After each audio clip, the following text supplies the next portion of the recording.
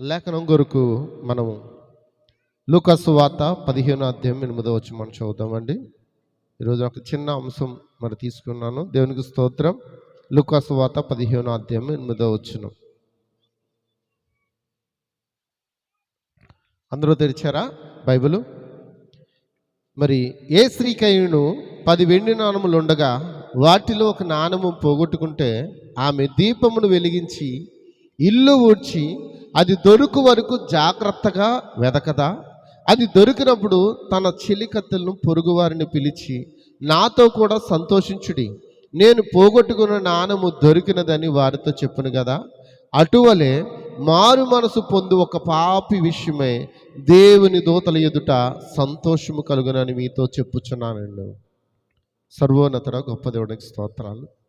మరి ప్రారంభం నుండి తండ్రి నాయన ఇప్పటి వరకు తండ్రి నువ్వు నీ యొక్క ఆత్మ అధ్యక్షతలో ఉండి ఇక్కడ నడిపించిన విధానం బట్టి స్తోత్రాలు. మేము నిన్ను కన్నులారా చూచినట్లుగా దేవా మా కన్నులు తెరవండి ప్రభువా. అయా నీ స్వరమును వినినట్లుగా మా స్వరము తండ్రి మా చెవులను అభిషేకించండి, మా హృదయములను అభిషేకించండి. ప్రతి చీకటిని ప్రతి యొక్క అంధకార శక్తులను నజరేయుడైన యేసుక్రీస్తులో బయటికి వెళ్ళగొడుచున్నాను ప్రభా. అయ్యా నీ గొప్ప సాక్షిగా మమ్మల్ని నిలబెట్టుకోండి, సహాయం దయచేయండి. నీ ప్రసన్నత మా మధ్య ఉంచండి ప్రభా.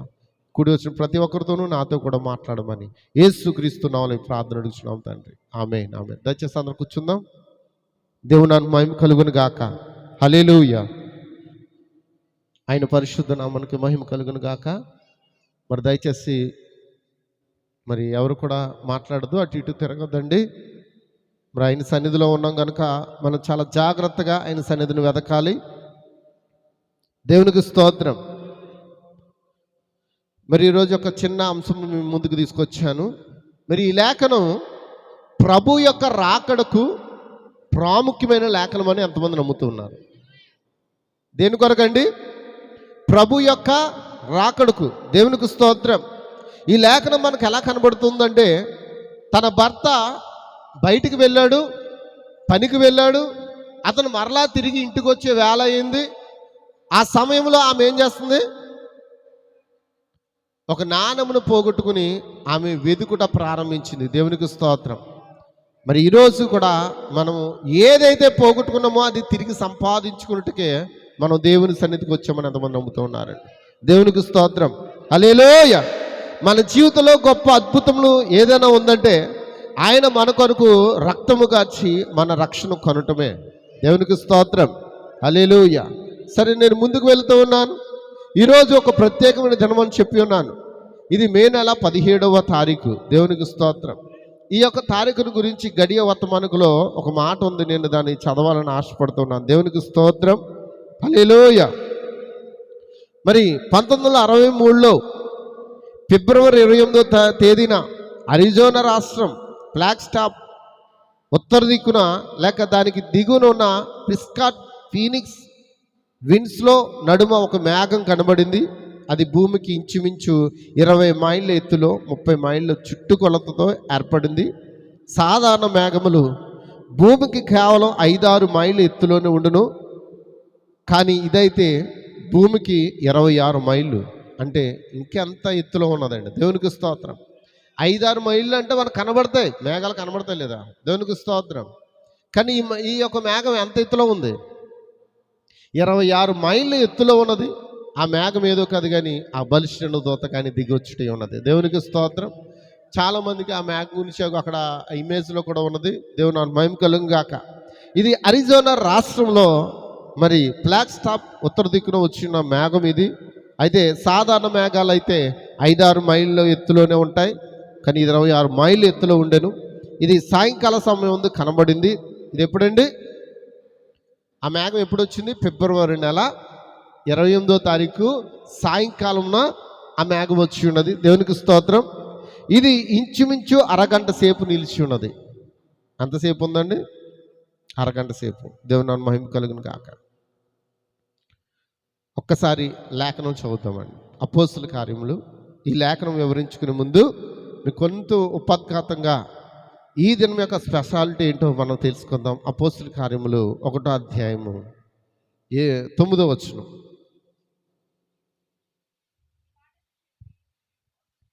ఈ మాట చెప్పి వారు చూచుచుండగా ఆయన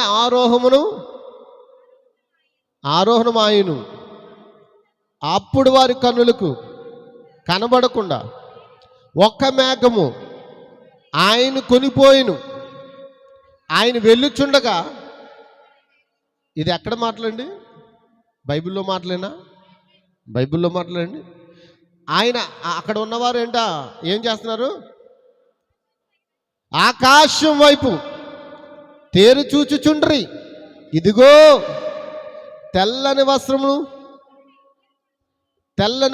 ధరించుకున్న ఇద్దరు మనుషులు వారి యొద్ద నిలిచి, గలిలయ మనుషులారా, మీరెందుకు నిలిచి ఆకాశం వైపు చూచుచున్నారు? మీ యొద్ద నుండి పరలోకములకు చేర్చుకొనబడిన ఈ యేసే ఏ రీతిగా పరలోకములకు వెళ్ళుట మీరు చూచితురో, ఆ రీతిగానే ఆయన తిరిగి వచ్చునని హల్లెలూయా వారితో చెప్పారు. దేవునికి స్తోత్రం. ఏమేలా హల్లెలూయా. ఎంతమందికి అర్థమవుతుందండి? ఎంతమందికి అర్థమవుతుంది? ఆయన గలిలయ ప్రాంతంలో పర్వతం మీద నుంచి ఆయన ఏమైపోయాడు? ఆరోహమైపోయాడు. అక్కడున్న ప్రజలకు కనబడకుండా ఒక మేఘం ఆయన ఏం చేస్తుంది? తీసుకుని వెళ్ళిపోయింది. అక్కడ ఇద్దరు మనుషులు వచ్చి, దేవదూతలు ఏమంటారు? గలిలయ మనుషులారా, మీరెందుకు ఆకాశం వైపు చూచున్నారు? ఒకవేళ మీరు చూచిన ఆ యొక్క యేసే మరలా తిరిగి అదే రీతిగా వస్తాడు. ఏ రీతిగా వస్తాడు? మేఘముతో. దేవునికి స్తోత్రం. హల్లెలూయా. దేవుని మహిమ కలుగును గాక. అది రెండవ రాకడ కాదండి. ఎంతమందికి అర్థమవుతుంది? అది రెండవ రాకడలో ఒక సూచన అయి ఉన్నది. నా మాటలు అర్థమవుతున్నాయా? రెండవ రాకడ ఎత్తబాట ఉన్నది. రెండవ రాకడ మునుపు కొన్ని సూచనలు ఉన్నాయి. ఆయన మేఘారూఢుడే వస్తానన్నాడు. ఆమేన్. నక్షత్రము తూర్పున, నిజమేనా? తూర్పున ప్రకాశించి పడమటికి ఎలాగూ వెళ్ళును. నిజమేనండి. ఏ నక్షత్రం అంటే ఈ కాలప్రవత ఎక్కడ పుట్టాడు? తూర్పును పుట్టాడు. జపర్సిన్వెల్లో పుట్టాడు. ఆ నక్షత్రం ఎక్కడికి వెళ్ళింది? పశ్చిమానికి వెళ్ళింది. ఎందుకంటే అతను ఎందుకు పుట్టి ఉన్నాడు అంటే పశ్చిమానికి వెళ్ళడానికి పుట్టి ఉన్నాడు. ఎందుకంటే పశ్చిమాన్ని ఇప్పుడు ఆయన రావాలి. తూర్పున ఆయన ఎత్తబాటు జరిగింది. హల్లెలూయా. తూర్పున ఆయన ఎత్తబాటు అయిపోయింది. పశ్చిమానికి ఆయన రాబోతూ ఉన్నాడు. దేవునికి స్తోత్రం. తూర్పున ఉదయం నక్షత్రం వచ్చి పశ్చిమానికి ఎలాగూ వెళ్ళునో అలాగే మనిషి కుమారుడు రాకడ కూడా ఉండునని బైబిల్ చెప్తున్నది. దేవుని మహిమ కలుగును గాక.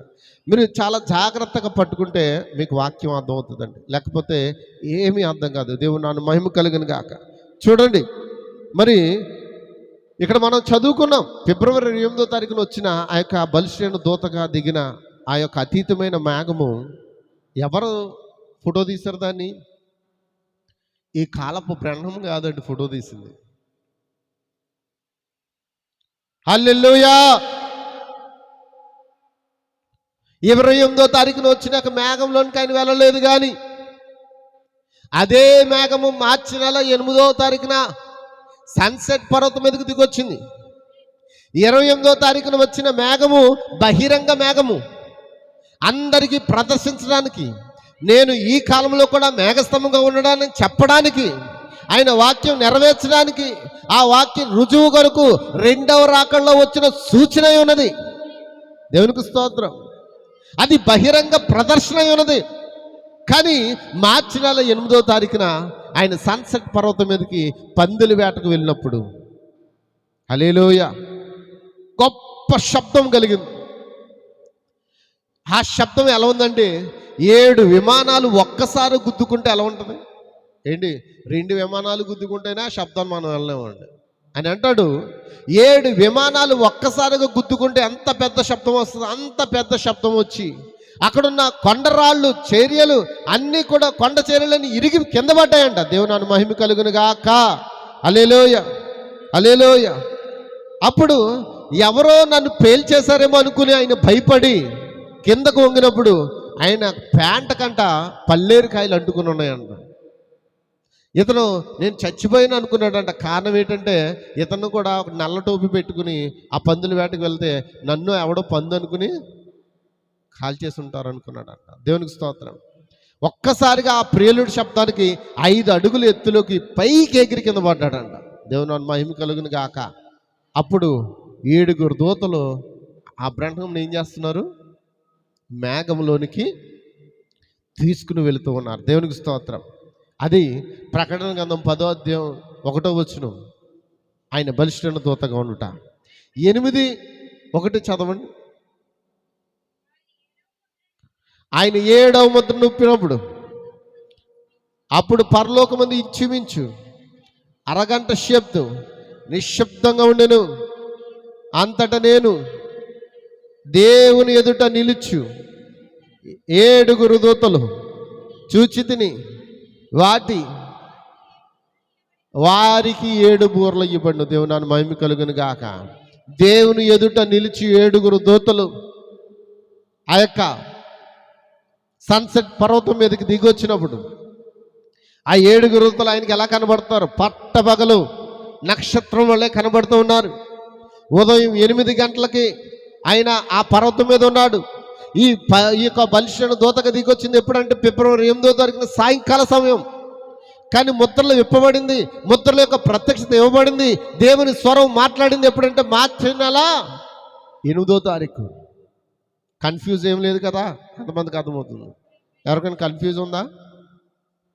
నిర్గమకాండంలో 19వ అధ్యాయంలో ఆయన ఆ సీనాయి పర్వతం మీదకి వస్తానని చెప్పాడు. ఆయన ఆ సీనాయి పర్వతం మీదకి వచ్చినప్పుడు మొట్టమొదటి దిగినప్పుడు ఆయన ధర్మశాస్త్రాన్ని ఇవ్వలేదు. ఎంతమందికి అర్థమవుతుంది? చాంద్రమేఘంతో అక్కడ దిగి వచ్చినాడు. అది జనులకు ప్రదర్శన. దేవుని మహిమ కలుగును గాక. ప్రతి ఒక్కరికి ఆయన కనబరుచుకున్నాడు. నేను కూడా మేఘస్తంభంగా ఉన్నానని, నేను దేవుడినై ఉన్నానని మీరు గుర్తించండి అని సీనాయి పర్వతం మీదకి ఇజ్రాయేల్ ప్రజలకు ప్రదర్శించుకోవడానికి ఆయన ఆ పర్వతం మీదకి దిగొచ్చాడు. ఆ పర్వతం మీద గొప్ప ఆకర్షణగా నిలబడ్డాడు. దేవుని మహిమ కలుగును గాక.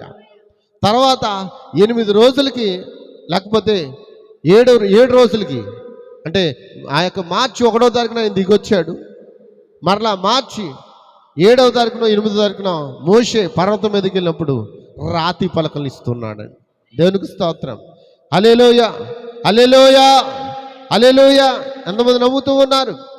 ఆ మోషేకి రాతి పలకలు ఇస్తే మన ప్రవక్తకు ఏమిస్తున్నాడు? 7 ముద్రలు ప్రకటించబడినాయి. 7 ముద్రలు విప్పబడి ఉన్నాయి. విప్పబడిన గ్రంథంతో ఆయన దిగొచ్చున్నాడు. దేవుని మహిమ కలుగును గాక. అయితే గమనించండి, ఈ ఫిబ్రవరి 28వ తారీఖున దిగొచ్చిన మేఘము అమెరికా నాసా శాస్త్రజ్ఞులు దీన్ని పసిగట్టి ఫోటోలు తీశారు. ఎవరండి? అమెరికాలో నాసా శాస్త్రజ్ఞులు. వాళ్ళు ఏమీ చిన్నోళ్ళు కాదండి, నాసా సైంటిస్ట్సే, చాలా పెద్ద సైంటిస్ట్స్. వీళ్ళు పసిగట్టి ఫోటోలు తీశారు. సైన్స్ కంట్లో పడిన ఈ అతీత మేఘము గూర్చి ఇప్పుడు చూద్దాం. దేవునికి స్తోత్రం. హల్లెలూయా.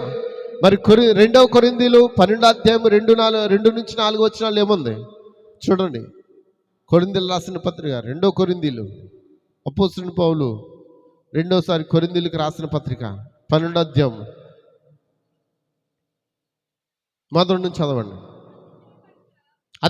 అతిశయపడుట నాకు తగదు కానీ అతిశయపడవలసి వచ్చినది ప్రభు దర్శనములను గూర్చియు ప్రత్యక్షను గూర్చియు చెప్పుదును.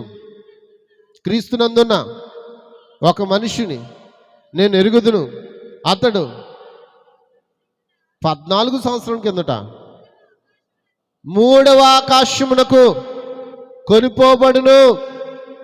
అతడు శరీరంతో కొనిపోబడును. నేను ఎరుగను. శరీరం లేక కొనిపోబడును. నేను ఎరుగను. దేవునికి స్తోత్రం. మరి పరదేశులకు పౌలును ఆ దూతలు తీసుకుని వెళ్ళాయా? హల్లెలూయా. ఎంతమంది నమ్ముతున్నాయి? ఎంతమంది నమ్ముతూ ఉన్నారు? పౌలును కొనిపోయిన అదే దేవుడు బ్రదర్ బ్రాంహంను కూడా ఈ మేఘంలో కొనిపోయినని అంత్యకాల అభిషక్తులకు మన యొక్క విశ్వాసం. దేవునికి స్తోత్రం. ఎవరు నమ్మినా నమ్మకపోయినా మనం దాన్ని ఏం చేస్తాం? నమ్ముతాం. హల్లెలూయా. ఫిబ్రవరి 8వ తారీఖున సన్సెట్ పర్వతానికి 200 మైళ్ళు దూరాన ఉన్న ఫ్లాగ్ స్టాప్లో సాయంకాలం వేళ కనబడి దీన్ని అంతవరకు ఇది వచ్చినని, అందులోని తాను కొనుగోబడుతున్నాను బ్రహ్మం చెప్పిన దాని అంత్యకాల అభిషక్తులు పూర్తిగా నమ్ముదురు. దేవునికి స్తోత్రం. ఎంతమంది ఆమేన్ అంటారు? ఆమేన్. మీ అందరికి అర్థమవుతుందని నేను నమ్ముతున్నాను. ఆమేన్. 2 సందర్భాలు కనబడుతున్నాయి. ఒకటి సందర్భం ఏంటి? ఫిబ్రవరి 28. రెండవ సందర్భం ఎప్పుడు? మార్చి 8. ఎంతమందికి అర్థమవుతుంది? ఫిబ్రవరి 8వ తారీఖున వచ్చింది బహిరంగ ప్రదర్శన. అందుకే నాసా వాళ్ళు దాన్ని ఏం చేశారు? ఫొటోస్ తీశారు. ఈ మార్చి 8వ తారీఖున వచ్చింది. హల్లెలూయా. ఎవరంట? కేవలం బ్రహ్మముకి ఇవ్వబడిన దర్శనం అది. ఆ దర్శనంలో అతడు ఎక్కడికి వెళ్ళాడు? మేఘంలో కొనిపోబడ్డాడు. పౌలు కొనిపోయిన సంగతి ఎవరికైనా తెలుసా? ఎవరికైనా తెలుసా అండి? ఎవ్వరికి తెలియదండి. దేవునికి స్తోత్రం. హల్లెలూయా. మరి ఈ కాల ప్రవక్త కొనిపోబడిన సంగతి ఎవరికైనా తెలుసా? ఎవ్వరికి తెలియదండి. ఆ దర్శనం అతడు చూచాడు. అతడు విప్పబడిన గ్రంథంతో కిందకి దిగొచ్చి ఆ యొక్క జప్పర్ సినిమాలో వర్తమానాన్ని ప్రకటించాడు. ఒక్కసారి చప్పట్లు కొడితే దేవుని మహిమపడతాం. హల్లెలూయా. మీ అందరికీ అర్థమైందని నేను నమ్ముతున్నాను. దేవునికి స్తోత్రం. దేవుని నామమునకు మహిమ కలుగును గాక. హల్లెలూయా. సరే, ఇప్పుడు నేను వాక్యంలోకి వెళ్ళొచ్చా? అయితే వెళ్ళే ముందు చూడండి, ఈ మే నెల 17 నాసా సైంటిస్టులు దాని ఫోటో తీసి ఏప్రిల్ నెలలో ఒకసారి ఆ ఫోటోను పేపర్లో వేశారు. అది పూర్తిగా విశ్లేషించి మే నెల 17వ తారీఖున దాన్ని బహిరంగ లైఫ్ మ్యాగజైన్ పత్రికలో దాన్ని ఏం చేశారు? ప్రచురణ చేశారండి. దేవునికి స్తోత్రం. ఆ నాసా శాస్త్రజ్ఞులు దానికి పెట్టిన పేరు ఏంటంటే మిస్టరీ క్లౌడ్. ఏంటండి? అంటే ఏంటి? మర్మయుక్తమైన మేఘం. దేవునికి స్తోత్రం. మరి ఆ మేఘం యొక్క డేటు బైబిల్లో ఉందంటారా? ఉంది. ఆదికాండం మనం ఒక్కసారి చూస్తే, ఆదికాండం చూడండి. ఈ డేట్ మీకు ఆదికాండంలో చూపిస్తున్నాను. దేవునికి స్తోత్రం. ఆదికాండము 7వ అధ్యాయం 11వ వచనం. అందరూ బైబిల్ తెరిచిన వారు చూడండి. ఆదికాండం 7వ అధ్యాయం 11వ వచనం. నోవాహు వయస్సు యొక్క 600 సంవత్సరము 2వ నెల 17వ దినమున మహాగాధ జములను ఓటలను ఆ దినమందే విడవబడును. ఆకాశపు తుమ్ములు విడవబడును. దేవునికి స్తోత్రం. దేవుడు ఈ భూమి మీదకి అతీతమైన సూచన పంపి 40 రాత్రులు 40 పగల్లో ప్రచండ వర్షమును కుమ్మరించాలనుకున్నప్పుడు, మరి వర్షం రావాలంటే ముందు ఏం రావాలి చెప్పాలి? వర్షం రావాలంటే ఏం రావాలి చెప్పాలి? రావాలి కదా. హల్లెలూయా. అప్పటి వరకు మేఘాలంటే పూర్తిగా తెలియదు. అప్పటి వరకు వర్షం అంటే ఏంటో పూర్తిగా తెలియదు.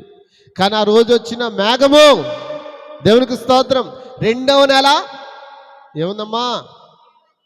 2వ నెల 17. అదేంటి పాస్టర్ గారు, ఇది 5వ నెల 17 కదా? ఇది 5వ నెల 17 కదా? మీరు బైబిల్లో డేట్ చూసి ఇది 2వ నెల 17వ తారీఖున పెట్టుకుని 5వ నెల 17 అని ఎలా చెప్తున్నారు? మీ ఎవరికి డౌట్ రాలేదా? ఎంతమంది డౌట్ వచ్చింది? ఇది ఎన్నో నెల అమ్మా? ఇది 5వ నెల.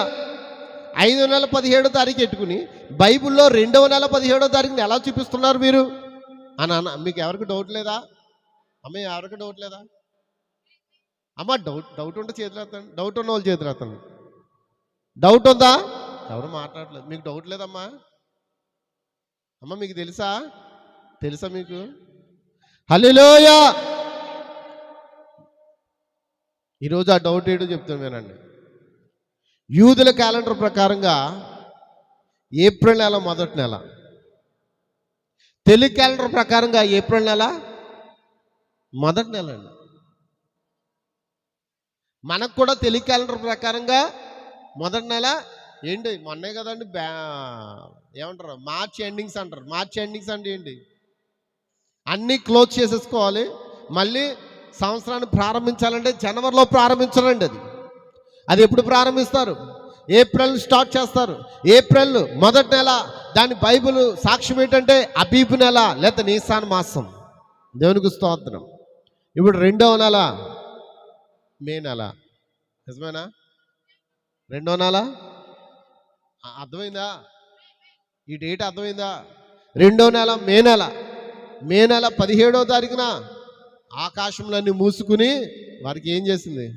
ప్రచండ వర్షం కుమ్మరించబడిందండి. దేవునికి స్తోత్రం. అది అందరికీ ఉన్న ఏంటది? బహిరంగ ప్రదర్శన. మే నెల 17వ తారీఖున అందరికీ బహిరంగ ప్రదర్శన. అదే ఫిబ్రవరి 8వ తారీఖున వచ్చిన అందరికీ ఇవ్వడం బహిరంగ ప్రదర్శన. దాని రుజువే ఈ నెల 17వ తారీఖు పేపర్లో పడ్డదా? అందరు ఇక్కడ ఉన్నారా? పేపర్లో పడ్డది. ఇప్పుడు ఈ మేఘను చూడండి, ఈయనే యేసుక్రీస్తు అని చెప్తాను. నేను ఒక సంఘ శాఖల దగ్గరికి వెళ్ళి ఈయన యేసుక్రీస్తు అని చెప్తే వాళ్ళు నమ్ముతారా? ఎందుకు నమ్మరో బైబిల్లో కూడా దానికి రుజువు చూపిస్తాను. దేవునికి స్తోత్రం. హల్లెలూయా. ఒకసారి మత్తయి సువార్త 28వ అధ్యాయము 17వ వచనం.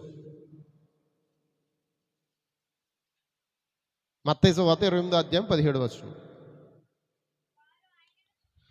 వారు ఆయన్ని చూచి ఆయనకు మొక్కిరి గాని కొందరు సందేహించిరి. దేవునికి స్తోత్రం. ఎంతమందికి అర్థమవుతుంది?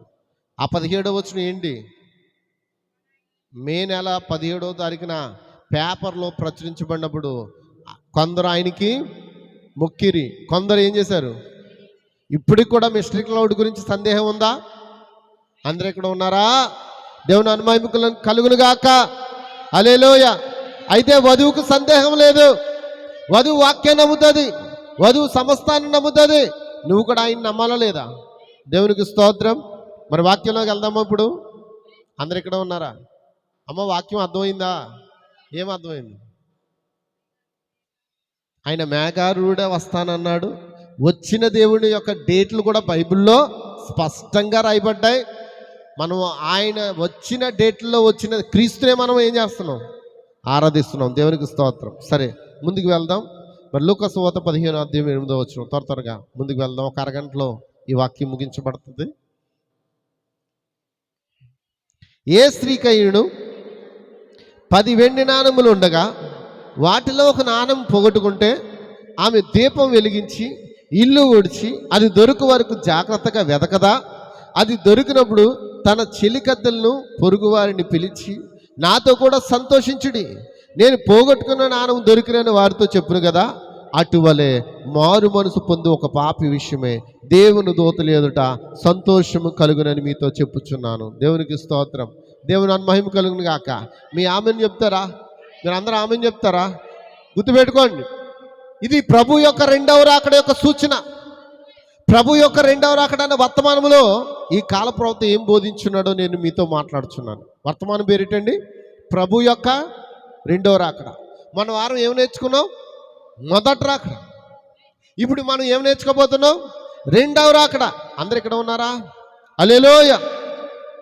ఇప్పుడు చూడండి, 11వ యొక్క పారాగ్రాఫ్లో చెప్తున్నాడు. ఇప్పుడు క్రీస్తు యొక్క రెండవ రాకడ కొరకు ఇది ఒక బహు విడ్డూరమైన లేఖనంగా అనిపించవచ్చు. అందరికీ ఇది విడ్డూరంగా కనబడవచ్చు, కానీ ఇది చాలా ప్రాముఖ్యమైనది. ఇదేట్రా?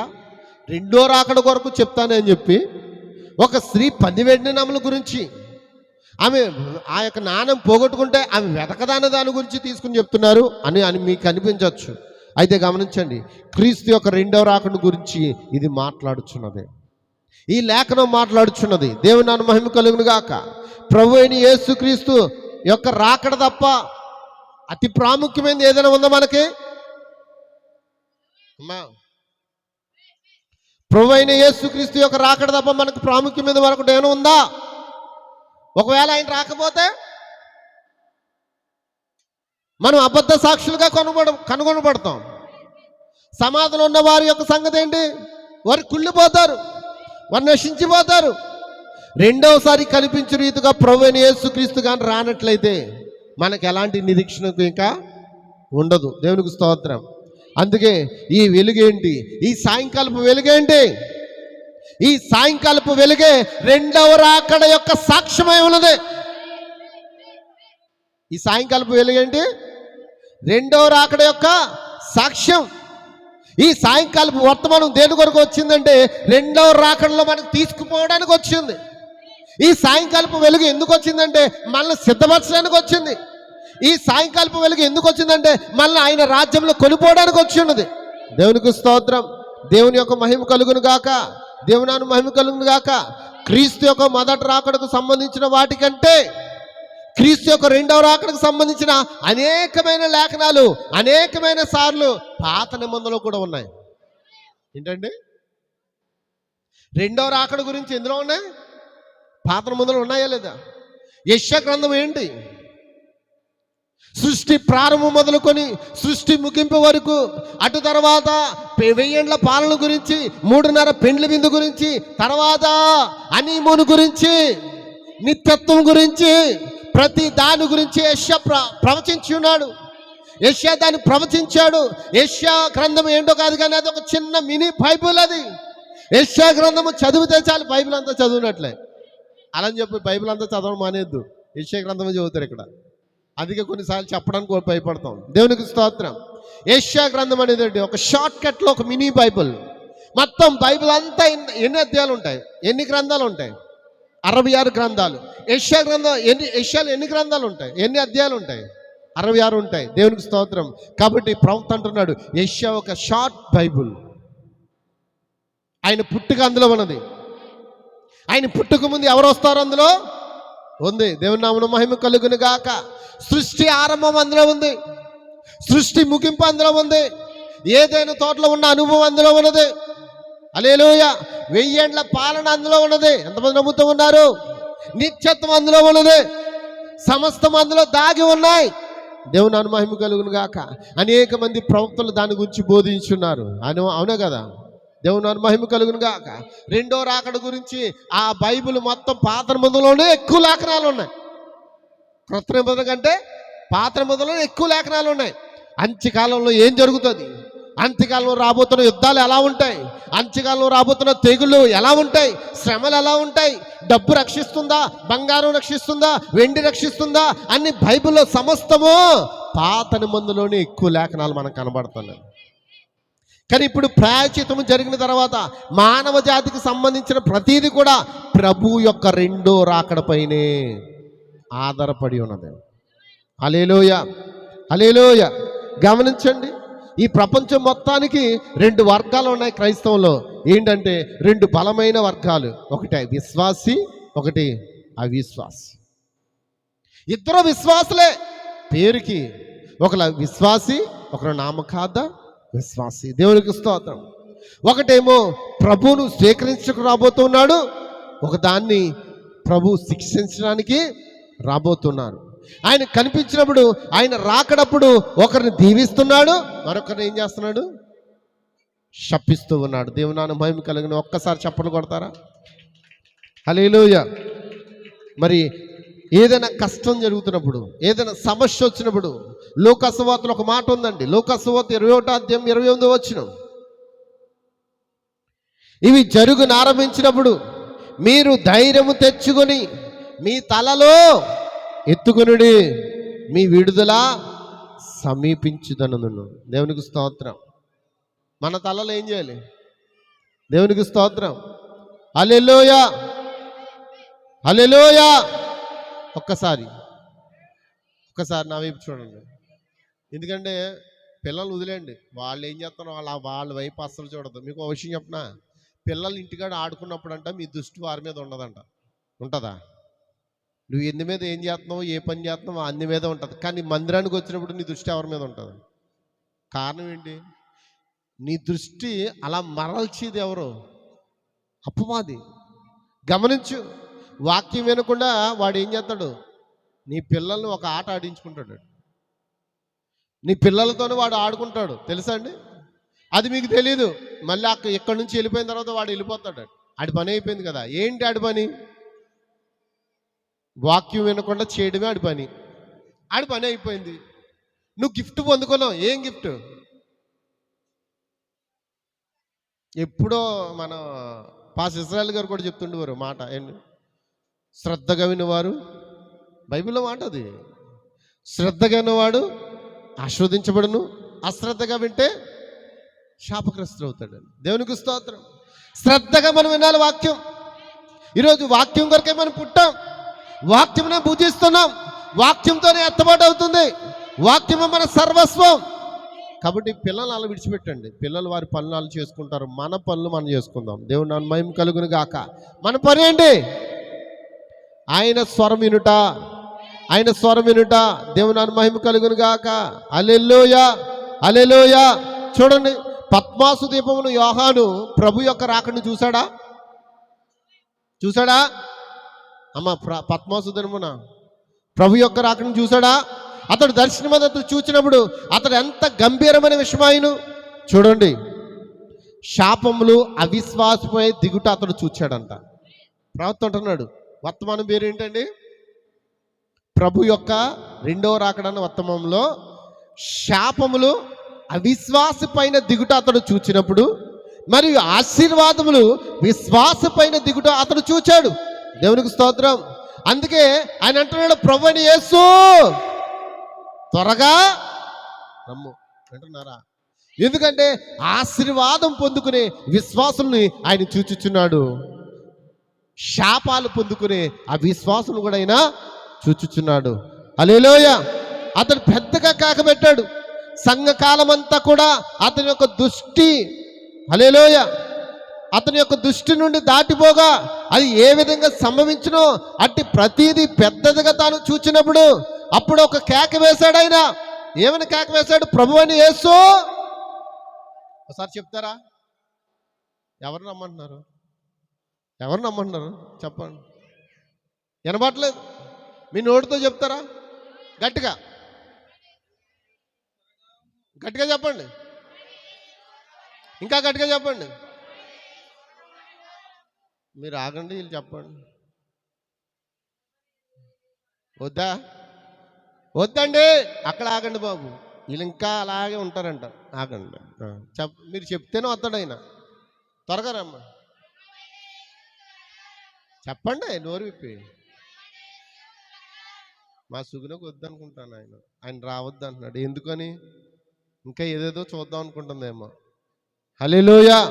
చెప్పండి. ఇంకా నువ్వు చెప్పాలి. మీరు వెనకతలు ఉన్నవాళ్ళు వద్దా? రావాలా? రావాలా? మీరు చెప్పండి. ఇప్పుడు వీళ్ళకంటే వాళ్ళే ఎక్కువ ఉన్నారు అన్నమాట. వాళ్ళే బాగా ప్రభా, మీకంటే జనాభా వాళ్ళే ఎక్కువ ఉన్నారు కదా. జనాభా సంఖ్యలో వాళ్ళే ఎక్కువ ఉన్నారు, జనాభా మీరు తక్కువ ఉన్నారు. కానీ స్వరం విషయంలో వాళ్ళే ఎక్కువ ఉంది. ఎందుకంటే ఈ బాధలు పడలేకపోతున్నాం. పప్పులు ఉప్పులతో మేము మా కాలం గడిచేస్తున్నాం.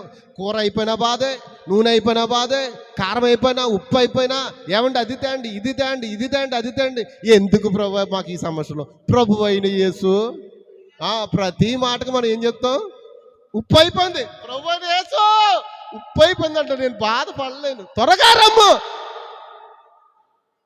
మీరు మాత్రం కంప్లైంట్లు. ఏం కంప్లైంట్లు? నూనె అయిపోయింది, ఉప్పు అయిపోయింది, చింతపండు అయిపోయింది. ఇదే. హల్లెలూయా. వాళ్ళు ఏం చేస్తారు? ఆ బాధలు తట్టుకోలేక ఎందుకు వచ్చిన కర్మ ప్రభా? ప్రభువైన యేసు త్వరగా మరణాత. అంతేనా? దేవునికి స్తోత్రం. ఈరోజు ప్రతి ఒక్కరూ మనం చెప్పవలసింది ఏమిటో తెలుసా? ప్రభువైన యేసు ఎవరిని తీసుకువెళ్ళడానికి వస్తున్నాడు? ఆయన ఎవరైతే దీవెనను ఆశీర్వాదం పొందుకుంటున్న విశ్వాసుల్ని యోహాను చూచి ఉన్నాడు. ఆ యోహాను చెప్తున్నాడు, ప్రభువైన యేసు త్వరగా రమ్ము. ఓ ప్రభు రాకడ సమీపంగా ఉన్నది. ఓ మహిమ గల సంగతి అనేది మీ తలలు పైకెత్తుకొనుడి, మీ విడుదల సమీపమాయను. హల్లెలూయా, హల్లెలూయా. శిష్యులకు ఒక మాట చెప్పాడంట యేసు ప్రభు. అప్పటికే వాళ్ళు ఎక్కడికి వెళ్ళారు? రెండో రాకడ సూచన గురించి తెలుసుకోవడానికి చాలా ఆతృతంగా ఉన్నారు. అప్పుడు యేసు ప్రభు ఎక్కడ ఉన్నాడు? పక్కన ఉన్నాడు. ఇంకా ఈయన వెళ్ళకుండానే వీళ్ళు ఏమంటారు? ప్రభా, యుగ సమాప్తికి నీ రాకడకు సూచనలు ఏంటి? ఒరే బాబు, నేను ఇంకా వెళ్ళవలసిన టైం ఉంది, నాకు నేను వెళ్ళాలి, నేను మళ్ళీ సరే మీరు అడుగుతున్నారు చెప్తున్నాను, కానీ వీటిని తెలుసుకుంటే మీ పని కాదు, కానీ సూచనలు ఏం చేస్తాను మీకు తెలియజేస్తాను అని చెప్పి అక్కడ ఆ శిష్యులు ఆయనకి ఏం చూపిస్తున్నారంట? యెరూషలేము దేవాలయం చూపిస్తున్నారంట. 40 దినాలు కట్టబడింది. దేవుని స్తోత్రం. 40 సంవత్సరాలు కట్టారు దాన్ని. హల్లెలూయా. 40 సంవత్సరాలు కట్టిన అతి పురాతనమైన ఆ యొక్క మహానగరమైన యెరూషలేము యొక్క దేవాలయం చూపిస్తున్నారు. ఆ దేవాలయం చూపిస్తున్నప్పుడు యేసుప్రభువు అంటున్నాడంట, ఏమంటున్నాడు? రాతి మీద రాయి కూడా నిలబడుతుంది, పునాదులు కూడా తవ్వేస్తారు, మొత్తం అన్ని పడిపోతాయి, బంగారం ఉండదు, వెండి ఉండదు, ఏముండదు, అంతా కూడా అన్నీ ఏమైపోతాయి, పట్టిపోతారు. ఆ స్థానంలోనికి మరొకటి వస్తుంది. అయితే గమనించు, అక్కడక్కడ కరువులు వస్తాయి, అక్కడక్కడ భూకంపాలు వస్తాయి, అక్కడక్కడ యుద్ధాలు జరుగుతాయి. జనం మీదకి జనము. హల్లెలూయా. మన ఇండియా దేశంలోనే 2 తెగల మధ్య గొడవ జరిగితే అదేమైంది? అదే ఊరండి, మణిపూర్లో క్రైస్తవుల మీద దాడి చేశారు. 2 తెగల మధ్య గొడవలు. ఇవన్నీ మన కళ్ళ ముందు జరుగుతున్నాయా లేదా? బంగ్లాదేశ్లో గొడవలు జరిగాయి. ఆమేన్. మనకు తెలియట్లేదు, ఏం పట్టించుకోం. ఏం కూర ఈరోజు లేకపోతే తెచ్చుకోవాలంతే. వండుకున్నామా, పప్పు వండుకున్నామా, కూర వండుకున్నామా, వంకాయ వండుకున్నామా, బెండక వండుకున్నామా, ఇంతే. Routine life. తిన్నామా, పడుకున్నామా, తెల్లారిపోయిందా, రొటీన్ లైఫ్. బట్టలు ఉతుక్కున్నామా, సామాన్లు కడిగేసామా, ఆరబెట్టేసుకున్నామా, ఆరిపోయిన బట్టలు మళ్ళీ చల్లారిపోతాయేమో వేడివేడిగా వెచ్చగా తెచ్చేసుకున్నామా, మళ్ళీ మడతెట్టేసుకున్నామా, మళ్ళీ బీరువలో పెట్టేసామా. ఇంక మనకి ఇంకెందుకు? ఆయన రాకడ గురించి ఏమైనా ఆలోచనలు మనకి ఏమైనా ఉన్నాయా?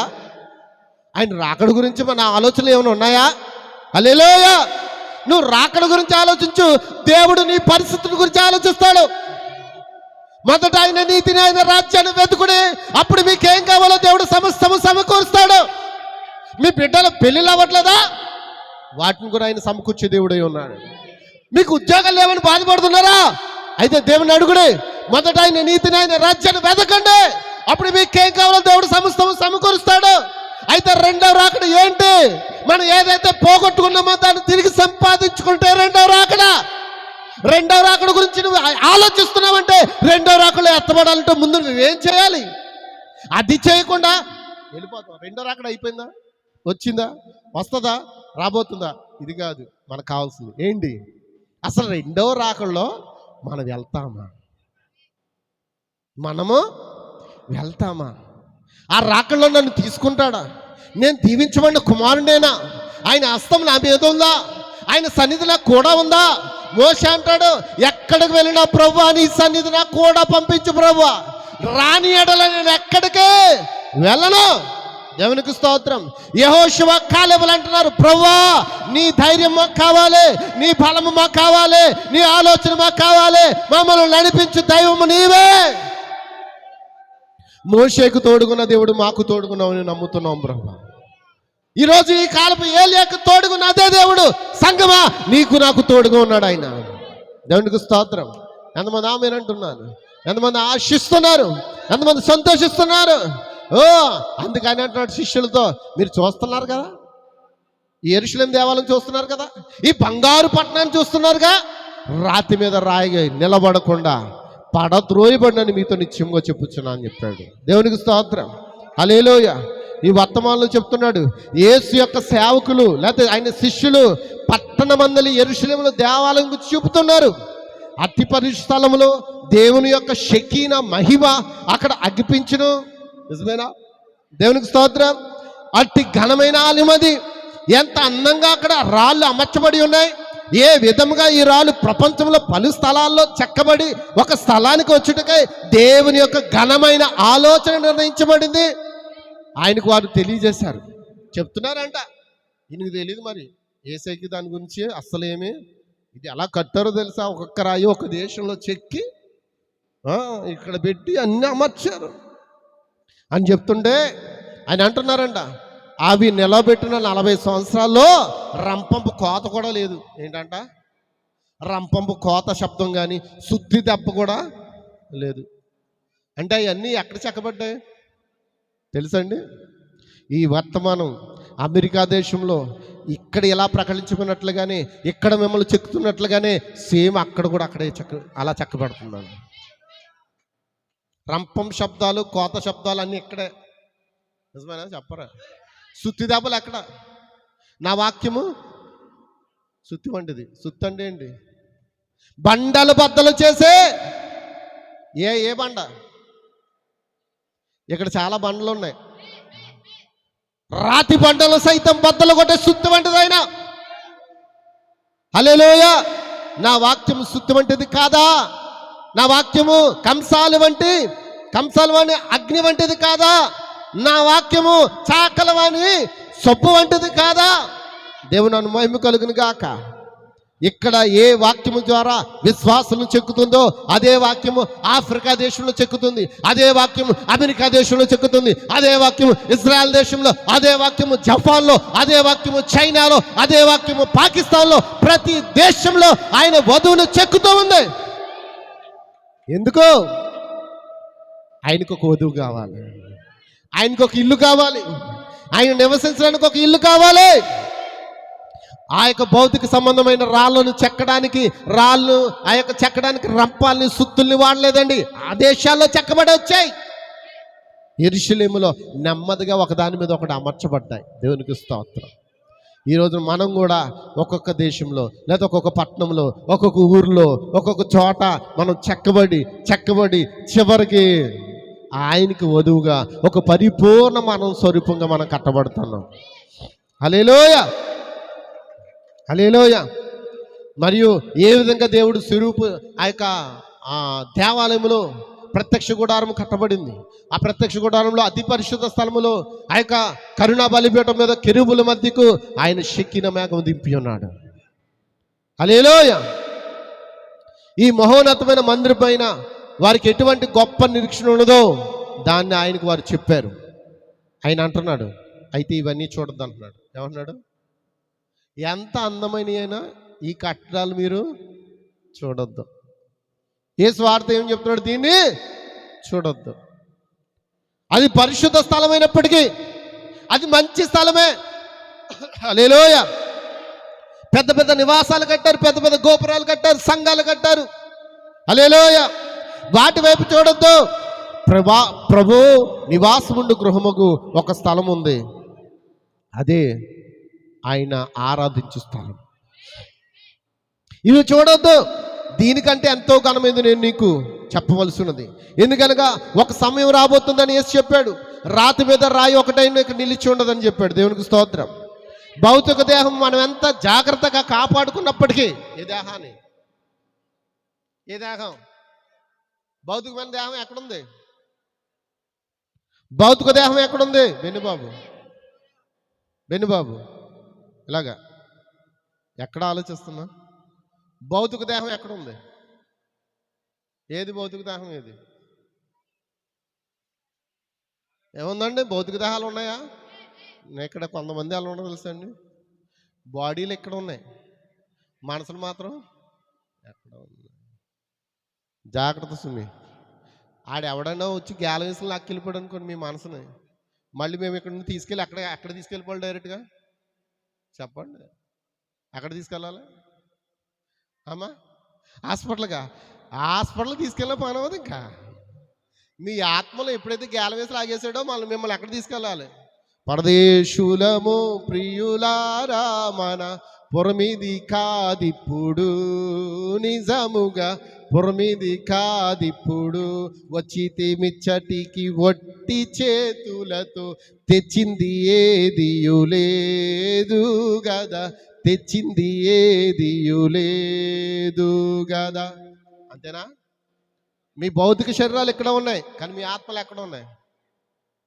ఒకవేళ ఎక్కడ ఉంటే తెచ్చుకోండి, ఇక్కడే క్రీస్తుల లంగరు వేసుకోండి. ఆయన చేతిలో ఊపిరినంత కాలం మనం బ్రతుకుంటాం. ఆయన చేతిని కానీ బెక్కుపెట్టాడా? పరదేశులము ప్రియులారా, ఆ మనిషికి అర్ధగంట సేపు నిశ్శబ్దంలో అతను ఏం చేస్తున్నాడు అతనికి తెలియదు. ఉంటే ఆయన సన్నిధిలో ఉంటాడు, లేకపోతే ఆయన ప్రేమించే స్థలం ఉంది ఒకటి. వారు ప్రేమించే స్థలం ఏంటి? మనుషులు ప్రేమించే స్థలం విశాలమైన స్థలం. అక్కడ అరుపులు కేకలు ఉండవా? విశాల స్థలంలో అరుపులు కేకలు ఉండవా? చెప్పండి. పబ్లో వేశారు కదా అరుపులు కేకలు, చిందులేస్తూ తాగి తన్నలాడుతూ కేకలు వేశారు కదా, అరుపులు కేకలు. ఇప్పుడు అక్కడికి వెళ్ళి వస్తారన్నమాట, మామూలుగా కేకలు వేయరు. దేవునికి స్తోత్రం. అందరూ ఇక్కడే ఉన్నారా? అందుకే ప్రతిసారి ఏమంటాను, మీరు ఇక్కడే ఉన్నారా, మీరు ఇక్కడ ఉన్నారంటే దాని అర్థం ఏంటి? మీ మనసు నాకు తెలిసింది చాలామంది దేవుడు నాకు బయలుపాటు ఏమిచ్చాడు తెలుసా? వాళ్ళ బాడీలు ఇక్కడే ఉన్నాయా, వాళ్ళ మనసులో ఎక్కడైనా ఉన్నాయేమో ఒక్కసారి తెచ్చుకోండి వెనక్కి. హల్లెలూయా! తెచ్చేస్తారా? అందరూ తెచ్చారా? ఇంకా తేలేదా? ఎక్కడైనా పెట్టి వదిలేశారేమో చూసుకోండి, జాగ్రత్త. సుమ్మి అలా కానీ వెళ్ళిపోయారంటే ఆడి గ్యాలవేసి లాక్కెళ్ళిపోతాడు. ఇక్కడి నుంచి నేనేం చేయాలి? అందరికి వ్యాన్ గట్టి లాక్కెళ్ళిపోతానండి. దేవునికి స్తోత్రం. దేవుని మహిమ కలిగిన గాక. గొప్ప విందు జరగబోతుంది. ఏంటది? 3.5 సంవత్సరాల పిండ్లు విందు.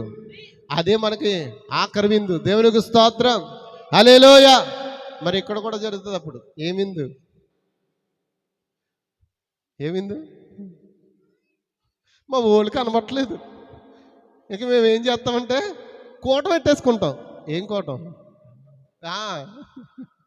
ఇక్కడ జ్ఞాపకార్థ కూటాలు జరిగిపోతాయి, మనకేమో అక్కడ పెళ్లి విందులు జరుగుతాయి. దేవునికి స్తోత్రం. దేవునికి స్తోత్రం. హల్లెలూయా. ఎంతమంది ఆమేన్ అంటున్నారు? జాగ్రత్త. భౌతిక దేహం మనం ఎంతగా జాగ్రత్తగా కాపాడుకున్నప్పటికీ, మన యొక్క సంస్థ కొరకు మనం ఎంతగా ప్రయాసపడినప్పటికీ, మన యొక్క సంఘములోను సంఘం యొక్క ఆజ్ఞ కొరకై మనం ఎంత భారముగా కృషి చేసినప్పటికీ అవన్నీ కూడా గతించిపోయి అగ్గుపడకుండా పోయే ఒక సమయం, అంటే కనబడకుండా పోయే ఒక సమయం రాబోతుందని యేసు వారికి తెలుపుటకు మొదలుపెట్టాడు. దేవునికి స్తోత్రం. అంటే కొంచెం తెలుగు ఏమంటారు దాన్ని తర్జుమా చేసేటప్పుడు ఆ గ్రాంధికం భాషలో చేస్తుంటే మనకేమో అర్థం కావు. దేవునికి స్తోత్రం. కనబడకుండా పోయే ఒక సమయం రాబోతుంది. యేసు వారికి అవి తెలుపుటకు మొదలుపెట్టాడు. లోకము యొక్క అంతముకు యుగ సమాప్తికి సూచనేదే అని వారు అడిగారు. యేసు వారికి చెప్పుటకు ప్రారంభించాడు. వాటిలో రాతి మీద రాయి ఉండకుండా అవి పడదోబడిన దినములు వచ్చినాయని. దేవునికి స్తోత్రం. మీరు యుద్ధముల గురించి, యుద్ధ సమాచారాల గురించి, అక్కడక్కడ తెగులు గురించి, అక్కడక్కడ భూకంపాల గురించి సమాచారం వింటారు. ఇప్పుడు అంటే మళ్ళీ త్వరలో ఏదో ఇంకో తెగులు వచ్చేస్తున్నాడు కదా, దాని పేరేంటి? దానికో పేరెట్టేశారు కదా, ఎలక వల్ల వైరస్. మొదటేమో ఏదో సుంచు మొక్కలో ఉంది, అది దాని పేరేంటో నాకు తెలియదు. తర్వాత పంది వల్ల వచ్చింది, తర్వాత గబ్బులాల వల్ల వచ్చింది. ఏంటవి వైరస్లు? ఎబోలా, స్వైప్లు ఏంటది, తర్వాత మళ్ళీ కరోనా. ఇప్పుడు మళ్ళీ ఇంకో 6 సంవత్సరాలు అయిపోయిందంట. వింటున్నారా? ఇప్పుడు మళ్ళీ ఇంకో కొత్త వ్యాధి వస్తుంది. ఏంటది? ఎలకల ద్వారా వస్తుందంట వ్యాధి. జాగ్రత్త. వ్యాధులు కుమ్మరించబడుతున్నాయి. మరి ఇంకా మనం ఎలా ఉన్నాం? చచ్చిన స్థితిలో ఉంటే నువ్వు పనికిరావు. దేవుడు అంటున్నాడు, జీవించున్నావు అని పేరు మాత్రమే ఉంది, నువ్వు మృతుడవే. మృతుడుగా ఉండడానికి పిలవలేదు ఆయన. నువ్వు మృతుడుగా ఉంటే తిరిగి లేమ్మా. క్రీస్తు నీ మీద ప్రకాశించున్నాడు. చప్పట్లు కొడతారా? హల్లెలూయా, హల్లెలూయా. మరి భూకంపాలు జరుగుతున్నాయా? ఒకరోజు నీ కాలప్రవక్త యొక్క వర్తమానం చెప్తున్నాడు. ఈ మధ్యన ఇండియాలో బొంబాయికి వెళ్ళాను. అక్కడ పెద్ద కూటాలు ఉన్నాయి. 10,000 మంది హిందువులు తమ జీవితాన్ని అక్కడ క్రీస్తుకు సమర్పించుకున్నారు. అక్కడ ఒక పెద్ద హెచ్చరిక వెల్లడైంది. ఏంటా అంటే ప్రకృతి యొక్క బుద్ధి సూక్ష్మత మీరు గమనించాలని కోరుతున్నాను. అకస్మాత్తుగా ఒక తెలియబడిన కారణం చేత నగరంలో ఉన్న చిన్న పక్షులన్నీ గ్రామ ప్రాంతంలోనికి వెళ్ళిపోటకు మొదలు పెట్టాయి. అవునా? పక్షులన్నీ గూళ్ళు కట్టుకుంటాయి కదా ఇళ్లల్లోని, పెద్ద పెద్ద చోట్లలో. ఒక్కసారిగా అన్ని పక్షులన్నీ ఏం చేశాయంట? అడవిలోకి వెళ్ళిపోయాంట, గ్రామాల్లోకి వెళ్ళిపోయాంట. అన్ని పశువులు, గొర్రెలు, ఎద్దులు గమనించడానికి ప్రారంభించినవి. అయితే ఇండియాలో వారి యొక్క కంచెలు మన వంటి కంచెలు కాదన్నారు. అంటే అమెరికా దేశంలో కంచెలు ఎలా ఉంటాయంటే చెక్కలతోనూ కర్రలతోనూ కడతారు. మన దగ్గర ఏం కడతారంటే గొర్రెలకి కంపలో లేకపోతే రాళ్ళు, కొండరాళ్ళు పేర్చి దళ్ళు కడతారు. దేవునికి స్తోత్రం. అవునే కదండి, దేవుని మహిమ కలుగు కాక. ఈ వర్తమానం చెప్తున్నాడు, అవి కట్టెలతో ఉన్న కంచెలు కాదండి, వారివి పెద్ద రాళ్లతో ఎత్తుగా కట్టబడిన కంచెలు. పశువులన్నీ గోడలు దాటి వెలుటకు మొదలుపెట్టాయి, భవనాల నుండి బయటకు వెళ్ళిపోవడానికి ప్రారంభించాయి, పొలముల మధ్యలోకి వెళ్ళిపోయి పొలముల మధ్యలో గిరగరలా తిరుగుతున్నాయి. అటు తర్వాత ఆకస్మికంగా ఒక పెద్ద భూకంపం వచ్చింది. క్రొత్తగా ఉన్న దినములో దేవునికి స్తోత్రం. గోడలు, చెట్లు, బండలు కదిలించి వేసింది. అవి ఎగిరెగిరి పడ్డాయి. పక్షులు తిరిగి రాలేదు. వెళ్ళిపోయిన పక్షులు ఇంకా తిరిగి రాలేదు. పశువులు పొలంలోకి ఉండిపోయాయి, అవి కూడా తిరిగి రాలేదు. అది సరైనట్లు మానవుడు ఆలోచన ఉండిపోయాడు. మరి మరుసటి రోజు ఒకసారి భూకంపం వచ్చి ఊరుకోదండి. ఒక ప్లేట్ కదిలినప్పుడు, ఆ ప్లేట్లు కదులుతున్నప్పుడు ఒక్కసారి భూకంపం వస్తుంది, తర్వాత మళ్ళీ అవి సదురుకోవడానికి మరొక భూకంపం వస్తుందండి. దేవునికి స్తోత్రం. అందరూ ఇక్కడ ఉన్నారా? మీ మనసులు ఇక్కడ ఉన్నాయా? చూడండి, ఆ పక్షులు కానీ ఆ జంతువులు మళ్ళీ తిరిగి రాలేదు. అనేకమైన మరలా మానవుడు ఆలోచన ఉండిపోయాడు, ఏంటి వెళ్ళిపోయినవి మళ్ళీ తిరిగి రాలేదని. మరుసటి రోజు మరొక భూకంపం వచ్చి మొత్తం కుదిపేసిందంట. దేవునికి స్తోత్రం. హల్లెలూయా. అనేకమైన భవనాలు కూలి పడిపోయాయి, విరిగి విరిగి పడిపోయాయి. మరి మూడో రోజు పశువులు తిరిగి గోడలోకి వెళ్ళిపోయాయి. దేవుని మహిమ కలుగును గాక. హల్లెలూయా. పక్షులు తిరిగి నగరంలోకి తిరిగి వచ్చినవి. దేవుని మహిమ కలుగును గాక. ఎవరైతే పిచ్చుకలకు పోషణకర్త ఉన్నాడో, ఆమేన్, ఎవరైతే ఓడ లోపలికి ఆయన యొక్క అల్పమైన ప్రాణం తీసుకుని వచ్చినో, ఆయన ఇంకా జీవించుచున్నాడని ఎంతమంది నమ్ముతున్నారు? ఆయన ఏలుబడి చేవాడు. ఎవరినైతే దేవుడు తన స్వరూపమందు చేయగా ఆ మానవుడు దేవదోషణ చేస్తుండగా అట్టి మానవుడు కలిగి ఉన్న దానికంటే మరెక్కువ సూక్ష్మ బుద్ధి అవి కలిగి ఉన్నట్లుగా కనిపిస్తున్నాయి. దేవునికి స్తోత్రం. అంటే ఏంటి? పక్షులకి, జంతువులకి సూక్ష్మ బుద్ధి అనేది ఉన్నది. ఎప్పుడు తుఫాను వస్తుందో, ఎప్పుడు భూకంపం వస్తుందో, ఎప్పుడు విపత్తులు వస్తున్నాయో వాటికి ముందుగా తెలిసిపోతున్నాయి, అవి చెదిరిపోతున్నాయి. కానీ మానవుడు కనిపెట్టలేకపోతున్నాడు. రెండో భూకంపాన్ని కనిపెట్టలేక అనేక మంది చచ్చారంట. ఇవి మాత్రం తిరిగి మన పని ఇంకా కావలేదు, మనం ఇక్కడ ఉండాలి, ఉగ్రత అలాగే ఉందని అవి ఏం చేశాయి? అక్కడ ఉండిపోయాయంట. కానీ ఈ ప్రజలు ఏం చేశారంట? ఇదే పెద్ద లెక్కే ఉందని అనుకుని అన్నారంట. దేవునికి స్తోత్రం. హల్లెలూయా, హల్లెలూయా. గమనించండి, వాటికి దేవుడు సిద్ధపరిచి ఉన్నాడు. పెద్ద పెద్ద గోడలను, ఆవలను అవి తమ మార్గమును తయారు చేసుకున్నవి, అవి చంపబడి ఉండేటివి. నిజమేనా? ఒకవేళ అలా వెళ్ళకుండా అవి మార్గాలు కానీ సిద్ధపరచుకుంటే ఎన్నో చచ్చిపోయి, అవునా కదా? దేవునికి స్తోత్రం. ఆ రాళ్ళు అటు ఇటు దొర్లుతున్నప్పుడు ఆ రాళ్ళ సందులో ఆ పక్షులు గుజ్జుగుజ్జుగా నలిగిపోయి చచ్చిపోయాను. ఆయన రాకడ యొక్క సూచనలు అవి. మనం జీవిస్తున్న ఈ దినము అది గంభీరమైన దినము. అవి ఇక్కడ ఉంటున్నవి. యేసు పలికిన ఆ సమస్తమైన సంగతులు, విధములైన స్థలములు, భూకంపములు, తెగుళ్ళు జరుగుతున్నవి. నా దృష్టికి అది ప్రభు యొక్క రాకడ తప్ప మరొకటి ఏది మిగిలి ఉండలేదు. దేవునికి స్తోత్రం. ఎంతమంది నమ్ముతూ ఉన్నారు? హల్లెలూయా. ఎన్ని విపత్తులు రాని, ఎన్ని సమస్యలు రాని, ఎన్ని యుద్ధాలు రాని, ఎంత భూకంపం జరగని, ప్రజలు మాత్రం ఎలా ఉంటారు? 2 రోజులు అయిపోయిన తర్వాత మళ్ళీ 3వ రోజు పిక్నిక్కి వెళ్తారు. మళ్ళీ 3వ రోజు కురసనెక్కర్లో వేసుకుని వీధుల్లో తిరుగుతున్నారంట, జుత్తులు కత్తిరించుకోవడానికి వెళ్తున్నారంట. ఎంతమందికి అర్థమవుతుందండి? కానీ బుద్ధి ఉన్న పక్షులు, బుద్ధి ఉన్న జంతువులు ఏం చేస్తున్నాయి? ఉగ్రత దినం వరకు కూడా అవి అక్కడ దాగుకొని, ఉగ్రత అయిపోయిన తర్వాత అవి తన గుహాలకి వస్తున్నాయంట. చప్పట్లు కొడతారా? హల్లెలూయా. ఇవన్నీ రెండో రాకడ సూచనలేనా? చెప్పాలి. జరుగుతున్నాయా? ఎవరు మాట్లాడలేదు. జరుగుతున్నాయా? హల్లెలూయా. మరి రెండో రాకడలో మరొక సూచన, చెదిరిపోయిన యూదులు కూడా సమకూర్చబడుతున్నారు. అవునా కదా? మొన్న రీసెంట్గా ఏదో దేశంలో ఏదో తెగవారు ఉన్నాయంట, మనిషి ఎఫ్రాయిముకు పుట్టినవారు. ఆ తెగవారిని తీసుకువెళ్ళడానికి విమానాలను సిద్ధం చేశారు. ఇంచుమించు 3,000 మందిని పైనే వాళ్ళు ఏం చేస్తున్నారంట? అమ్మ వింటున్నారా? ఒక ఐలాండ్లో ఒక తెగ ఉంది. వాళ్ళకి తెలిసింది ఏంటంటే ప్రాచీన బైబిల్ యొక్క చరిత్ర తప్ప వారికి ఇంకేమీ తెలియదు. ఆ తెగ వేరు యొక్క పేరు కూడా బైబిల్ యొక్క బెన్నోనిన్ అని ఒక తెగ. ఆ గోత్ర సంబంధంని తీసుకువెళ్ళడానికి ఫ్లైట్లు కూడా సిద్ధపరిచారు. దేవుని నామన మహిమ కలుగును గాక.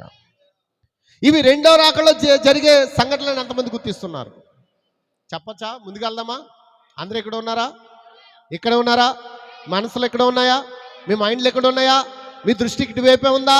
మీ ఆలోచన ఇటువైపే ఉందా? మీ ఆత్మను సిద్ధపరచుకున్నారా? నిద్రమత్తు ఆత్మలను ప్రభు అయిన యేసుక్రీస్తులో వెళ్ళగొడుతున్నారా? అంజూరపు కొమ్మ లేతదై చిగురించడం చూస్తాం, నిజమేనా? చూచాం. అలా చూసినప్పుడు అది యేసు చెప్తున్నాడు, యూదులు గొప్ప సంఖ్యలో జర్మనీలోకి, ఇటలీలోకి, సంయుక్త రాష్ట్రాల్లోకి, ప్రపంచమంతటికి చెదిరిపోయారు. నిజమేనా? ఏమంటే చెదిరిపోయారండి? చెదిరిపోయారు. యేసుక్రీస్తు దినాల్లో వాళ్ళందరూ ఏమైపోయారు? చెదిరిపోయారు. యేసుక్రీస్తుని ఎప్పుడైతే సిలువుకు అప్పగించబడ్డారో, ఆ యొక్క టైటస్ చక్రవర్తి వచ్చి ఆ దేశం మీద ఎప్పుడైతే దాడి చేశాడో, యెరూషలేము దండ్ల చేత చుట్టబడిందో, అప్పుడే ఆ యోధులందరూ ఏమైపోయారు? చెదిరిపోయారు. జర్మనీలోకి, ఇటలీలోకి, సంయుక్త రాష్ట్రంలోకి, ప్రపంచమంతా చెదిరిపోయారు. దేవుడు పూర్వదినాల్లో ఎలాగూ ఫరో హృదయం కఠినపరిచునో. ఎందుకు కఠినపరిచాడు? ఫరో హృదయాన్ని ఎందుకు కఠినపరిచాడు? ఇజ్రాయేల్ ప్రజలు బానిసలుగా ఉన్నారుగా, అతడు హృదయం కఠినపరచకపోతే వారు బయటికి రారు. దేవునికి స్తోత్రం. వారిని బయటకు తీసుకురావడానికి ఫరో హృదయాన్ని కఠినపరిచాడు. అలాగే ఆయన యూదుల ఎడల, యూదుల్ని సమకూర్చడానికి, ఆయన లెక్క సంపూర్తి చేయడానికి యూదుల ఎడల ముస్సోలిని యొక్క హృదయాన్ని కూడా కఠినపరిచాడు. దేవునికి స్తోత్రం. ఇటలీలో ఉన్న యూదుల్ని అతను బహిష్కరించి వెళ్ళగొట్టినట్లుగా చేశాడు. నిజమేనా? చాలామంది చంపేశాడా లేదా? క్రూరంగా చేశాడా లేదా? ఛాంబర్లో పెట్టాడా లేదా? గ్యాస్ ఛాంబర్లో పెట్టాడా లేదా? ఆకలి అన్నం పెట్టకుండా చంపేశాడా లేదా? అప్పుడు కొంతమంది యూదులు ఏమయ్యారు? చెదిరిపోయారు, కొంతమంది చనిపోయారు. దేవునికి స్తోత్రం. అందరూ ఇక్కడ ఒకసారి ఉన్నారా? మీ మైండ్లు ఎక్కడ ఉన్నాయా? మీ మనసులు ఎక్కడ ఉన్నాయా? హల్లెలూయ. ఇట్ల హృదయాన్ని ఆయన కఠినపరిచాడు. జర్మనీ నుండి వారు వెళ్ళగొట్టబడ్డారు. స్టాలిన్ యొక్క హృదయాన్ని ఆయన కఠినపరిచాడు. రష్యా నుండి వారు వెళ్ళగొట్టారు. రష్యాలో కూడా ఉన్నారు యూదులు, ఉన్నారండి. వారు కూడా వెళ్ళగొట్టబడ్డారు. సంయుక్త రాష్ట్రములు మనం అరబ్బులతో చేతులు కలుపుట. హల్లెలూయ. మీరు పత్రికలు గమనిస్తున్నారా? ఓ సోదరుడా, గోడ మీద చేవ్రాత. ఎవరు ఇజ్రాయేల్ని దీవించదరో వారు దీవింపబడదురు, ఇజ్రాయేల్ ఎవరైతే శపించదరో వారు శపింపబడదురు అని దేవుడు చెప్పాడు. హల్లెలూయ. ప్రియమైన వాళ్ళారా, మీరు అనుకున్న దానికంటే అది ముందుంది. సొదొమ మరియు గొమొర్రాల వారు జీవించున్నది ఆఖరి గంటను మాత్రమే తెలుసు. వాళ్ళకి ముందుగా వర్తమానము తెలుసండి. ఎందుకంటే వాళ్ళ పాపం అంతగా దేవునికి ఏం చేసింది? కోపం పుట్టించింది. ఆ ఉగ్రత ఏమో తెలుసండి వాళ్ళకి. ఇక్కడే ఉన్నారా? మీ మనసులు ఇక్కడే ఉన్నాయా? సొదొమ గొమొర్రా పట్టణాలు చేసిన ఆ కృత్యములు బట్టి ఆయనకు కోపం వచ్చి, హల్లెలూయ, ఆ గంట కూడా ఛాన్స్ ఇవ్వలేదు వాళ్ళకి. ఆ గంటలో లోతు కుటుంబాన్ని మాత్రమే బయటకు తీసుకురావడానికి దూతలు పంపాడు. మిగతా వారందరూ ఏమైపోయారు? అగ్ని చేత కాల్చివేయబడ్డారండి. గమనించండి, ఇప్పుడు జరుగుతున్నది విపత్తు ఏంటి? రాబోతున్న దినాల్లో జరుగుతున్న ఆ యొక్క తీర్పు ఏంటి? రాబోతున్న దినాల్లో సొదొమ గొమొర్రా పట్టణాలకి ఏదేంటి గతి పట్టిందో అదే గతి ఈ యొక్క పట్టణాలకి పట్టబోతుంది. ఆ గడి అయిను, ఆ సమయమైను ఎవ్వరికి తెలియదు. దేవునికి స్తోత్రం. అయితే తెలియనప్పుడు మనం ఏం చేయాలి? అబ్రాహాము వలె సిద్ధపడాలి. అబ్రాహాము వలె సిద్ధపడాలి. అబ్రాహాము వలె మనం జాగ్రత్తగా ఉండాలి. అబ్రాహాము వలె బలిపీఠం కట్టాలి. అబ్రాహాము వలె సహవాసంలో ఉండాలి. అబ్రాహాము వలె వర్తమానంలో ఉండాలి. అబ్రాహాము వలె మెల్కీసెదెకును కలుసుకోవాలి. అబ్రాహాము వలె ఎలోహీంను కలుసుకోవాలి. అబ్రాహాము వలె ఆతిథ్యం ఇవ్వాలి. హల్లెలూయా. అబ్రాహాము వలె జీవించినప్పుడే మనం క్షేమదాయకమైన స్థితిలో ఉంటాం. ఏమేలా? హల్లెలూయా, హల్లెలూయా. ఆ రోజే మరణం దూత ఆ రాత్రే వచ్చునని ఆ సొదొమ గొమొర్రా పట్టణస్తులకి తెలీదు. అలాగే ఐగుప్తులో కొద్ది మంది మాత్రమే తెలుసు మరణ దూత వస్తుందని. అవునా? ఎవరికి తెలుసు? ఐగుప్తులో ఉన్న ఇజ్రాయేల్ ప్రజలు తెలుసు. కనుక ఇజ్రాయేల్ ప్రజలు ఏం చేశారు? వారి ఇంటికి రక్తపు ముద్రలు కలిగి ఉన్నారు. దేవుని మహిమ కలుగును గాక. హల్లెలూయా. అయితే గమనించండి, మిగతా వాళ్ళందరూ ఏమైపోయారు? మరణదూత చేతిలో ప్రతి కుమారుడు, మొదటి కుమారుడు చనిపోయాడండి. దేవునికి స్తోత్రం. పెరల్ హార్బర్ గురించి మనం ఒకసారి వాక్యం విన్నామా లేదా? వారికి హెచ్చరిక చేయబడింది, మేము మీ మీదకి యుద్ధానికి వస్తుంటే వాళ్ళు ఏం చేశారు? వీడావడరా, ఆడవడరా, చిన్నదే, అది మనల్ని ఏం చేస్తుందిరా అని నిర్లక్ష్యం చేసుకుని వారు ఎంజాయ్ చేస్తూ ఉన్నారు, పార్టీలు చేసుకుంటూ ఉన్నారు. ఒక్కసారిగా పెరల్ హార్బర్ మీదకి, పెరల్ హార్బర్ తెలుసా? సినిమాలు కూడా వస్తున్నాయి కదా, ఇంగ్లీష్ సినిమాలు వచ్చాయా? పెరల్ హార్బర్ మూవీ అని వచ్చిందా? ఆ పెరల్ హార్బర్లో జరిగిన సంఘటన తెలుసా? వారికి ఇవ్వబడే హెచ్చరికను వారు నమ్మలేదు. తర్వాత తీర్పుకు గురయ్యి అందరూ చంపబడ్డారు. గట్టిగా చప్పలు కొడతారా? హల్లెలూయా, హల్లెలూయా, హల్లెలూయా. అందుకే ఈ రోజున దేవుడు యూదులు మరలా తీసుకురావడానికి ఆయన ఒక లేఖనాన్ని ప్రవచించాడు. నిర్గమకాండం 19:4 అంటాడు, నేను ఐగుప్తులకి ఏమి చేస్తున్నావు, మిమ్మల్ని గద్దరెక్కల మీద మోసి నా యొద్దకు మిమ్మల్ని ఎట్లు చేర్చుకుంటున్నావు మీరు చూచిద్రా. గమనిస్తున్నారా? అందుకేనంట యోహాను ఇది దర్శనంలో చూస్తున్నాడంట. గద్దరెక్కల మీద రావడం యోహాను చూస్తున్నాడా? గద్దరెక్కల మీద రావడం మోషే చూస్తున్నాడా? హల్లెలూయా. దానికి ఏం పేరు పెట్టాలో తెలియక వాళ్ళు ఏమన్నారు? గద్దరెక్కలు అన్నారు. ఇదేట్రా, గద్దరెక్కల మీద మోసుకొస్తున్నారు జనాల్ని. గద్దరెక్కల మీద ఎంతమంది కూర్చుంటారు చెప్పండి అమ్మ, రూతమ్మ? ఎంతమంది కూర్చుంటారు? ఒక్కళ్ళనైనా కూర్చోబెట్టుకుంటుందా గద్ద? కూర్చోబెట్టుకుంటుంది ఒక గద్ద. మరి గద్దరెక్కల మీద అంతమందిని ఎలా తీసుకొచ్చారు? అంటే దేవుని ప్రవచనం అక్కడ ఉంది. విమానం కోసం ముందే అక్కడ ప్రవచనం ఉంది.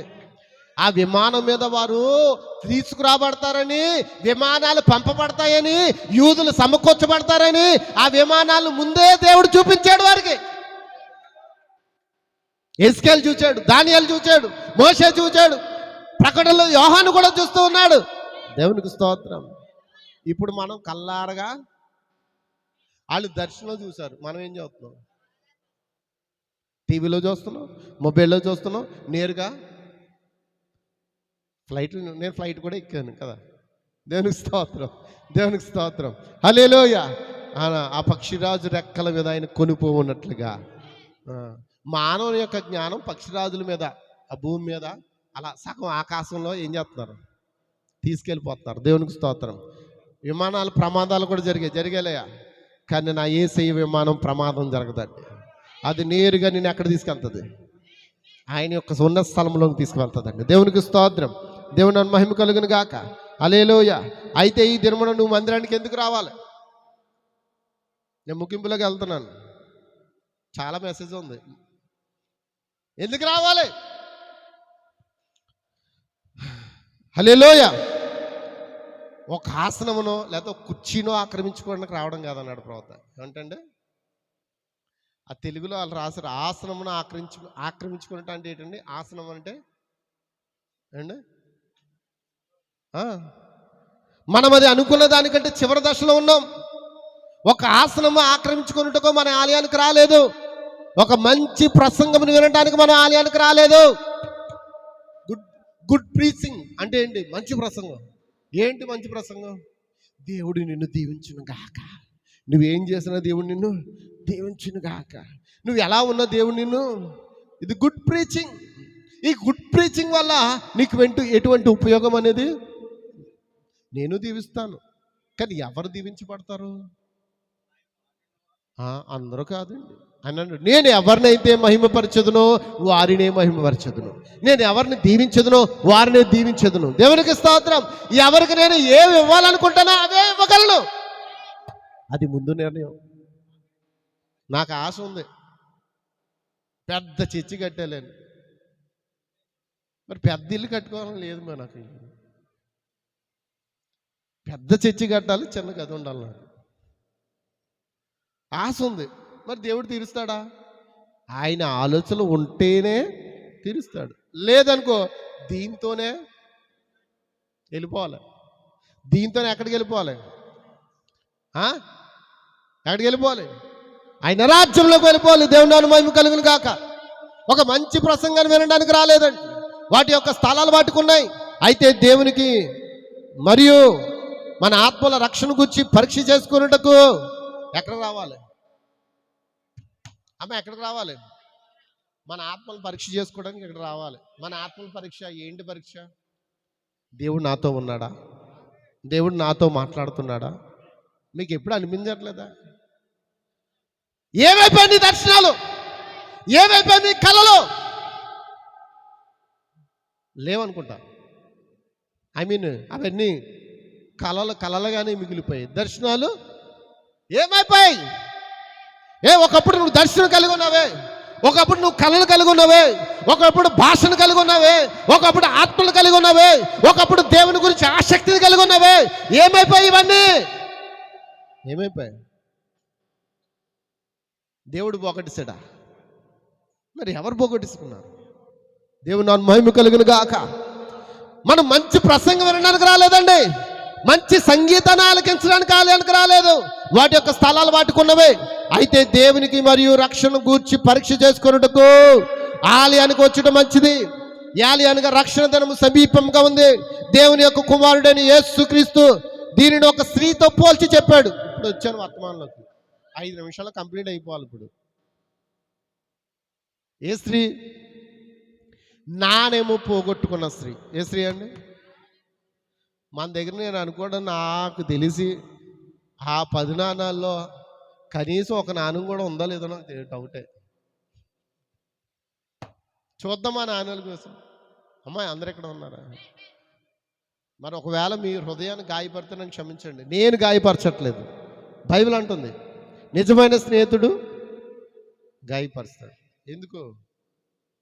మిమ్మల్ని ఏ విధము చేతనే ఆయన రాజ్యాన్ని తీసుకెళ్ళాలన్నాడు. దేవుని మహిమ కలుగును గాక. హల్లెలూయా. ఇక్కడ వర్తమానం ఏముందంటే, ఈ స్త్రీ ఆమె యొక్క భర్త బయటకు వెళ్ళిపోయినట్లుగా మనం కనుగొంటాం లూకా సువార్త 15:8 మరియు ఆమె తన యొక్క పలకల కట్లో నుండి ఒక నాణెం పోగొట్టుకున్నట్లుగా మనం చూస్తున్నాం. నిజమేనా? పలకల కట్లో ఏం పోగొట్టుకుంది?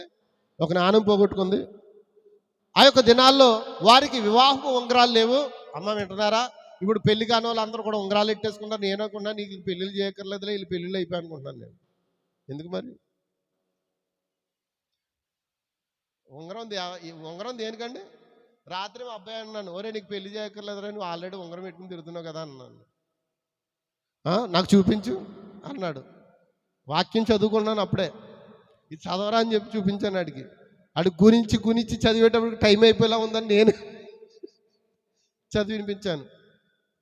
అవునా కదా? హల్లెలూయా.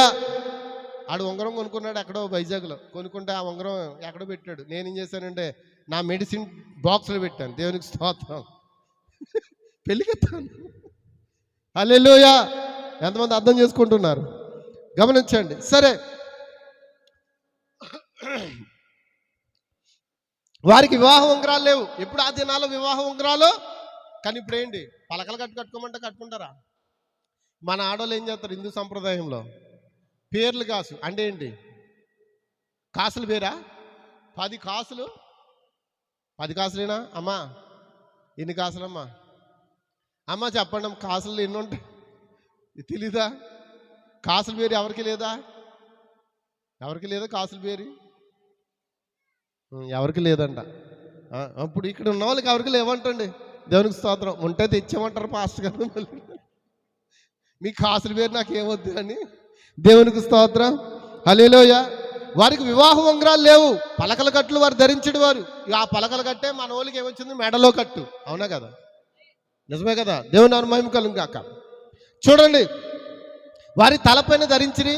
అది 10 నాణెములు కలిగి ఉండి వారి తల చుట్టూ అది ఉండేది. వారి వివాహితులైన స్త్రీలని అది ఒక సూచనగా ఉండేను. ఏ పురుషుడు వారితో బుద్ధిహీనతగా ప్రవర్తించడం. ఎందుకంటే ఆ పలకల కట్టు చూసి ఈమె వివాహం పెళ్ళయింది, ఈమెతో మనము సరసాలాడకూడదు, మాట్లాడకూడదు, అలా ఉండకూడదని ప్రవర్తించడండి. ఏ అబ్బాయిలతో వారు సరసాలాడరు. దేవుని నామమునకు మహిమ కలుగును గాక. వారు వివాహం చేసుకున్నవారు. నా యొక్క ప్రతి నాణెము కూడా మనకు సమయం ఉన్నట్లయితే, హల్లెలూయా, ఒక్కొక్క నాణం అర్థం ఏంటో మనం చూద్దామండి. ప్రవక్త అంటున్నాడు, నాకు సమయం ఉన్న ఎక్కువ చెప్పాలనుకుంటున్నాను అన్నాడు. దేవునికి స్తోత్రం. గమనించండి, ఆ స్త్రీ యొక్క ఒక ప్రత్యేక పవిత్ర గుణమునకు ఆ ఒక్కొక్క నాణము భావార్థం తెలుపుతుంది. మొదటగా ఆమె భర్త ఎడల ఆమె ఏం కలిగి ఉంది? ఒక నాణం కలిగి ఉంది. ఆ నాణం పేరేంటి? నాణాలు ఎక్కడున్నాయి బైబిల్లో? ప్రవక్త చెప్తున్నాడు, గలతీయులకు రాసిన పత్రిక 5వ అధ్యాయం 22వ వచనం. త్వరగా బైబిల్ తెరిచి. ఇప్పుడు యేసుక్రీస్తు మీద మనకి ఎటువంటి నమ్మకం ఉందో ఈరోజు వర్తమానంలో చూద్దాం. 10 నిమిషాలు టైం ఇస్తారా?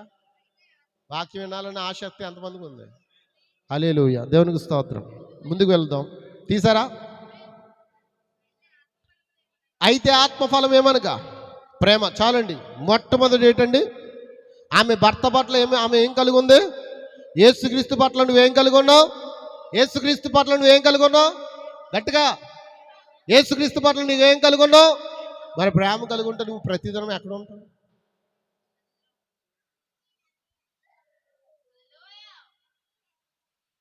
నా మాట్లాడుతుందా?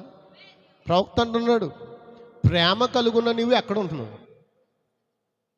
ఆయన నీ యొక్క దినాలు ఎక్కడ ఉంటున్నావు?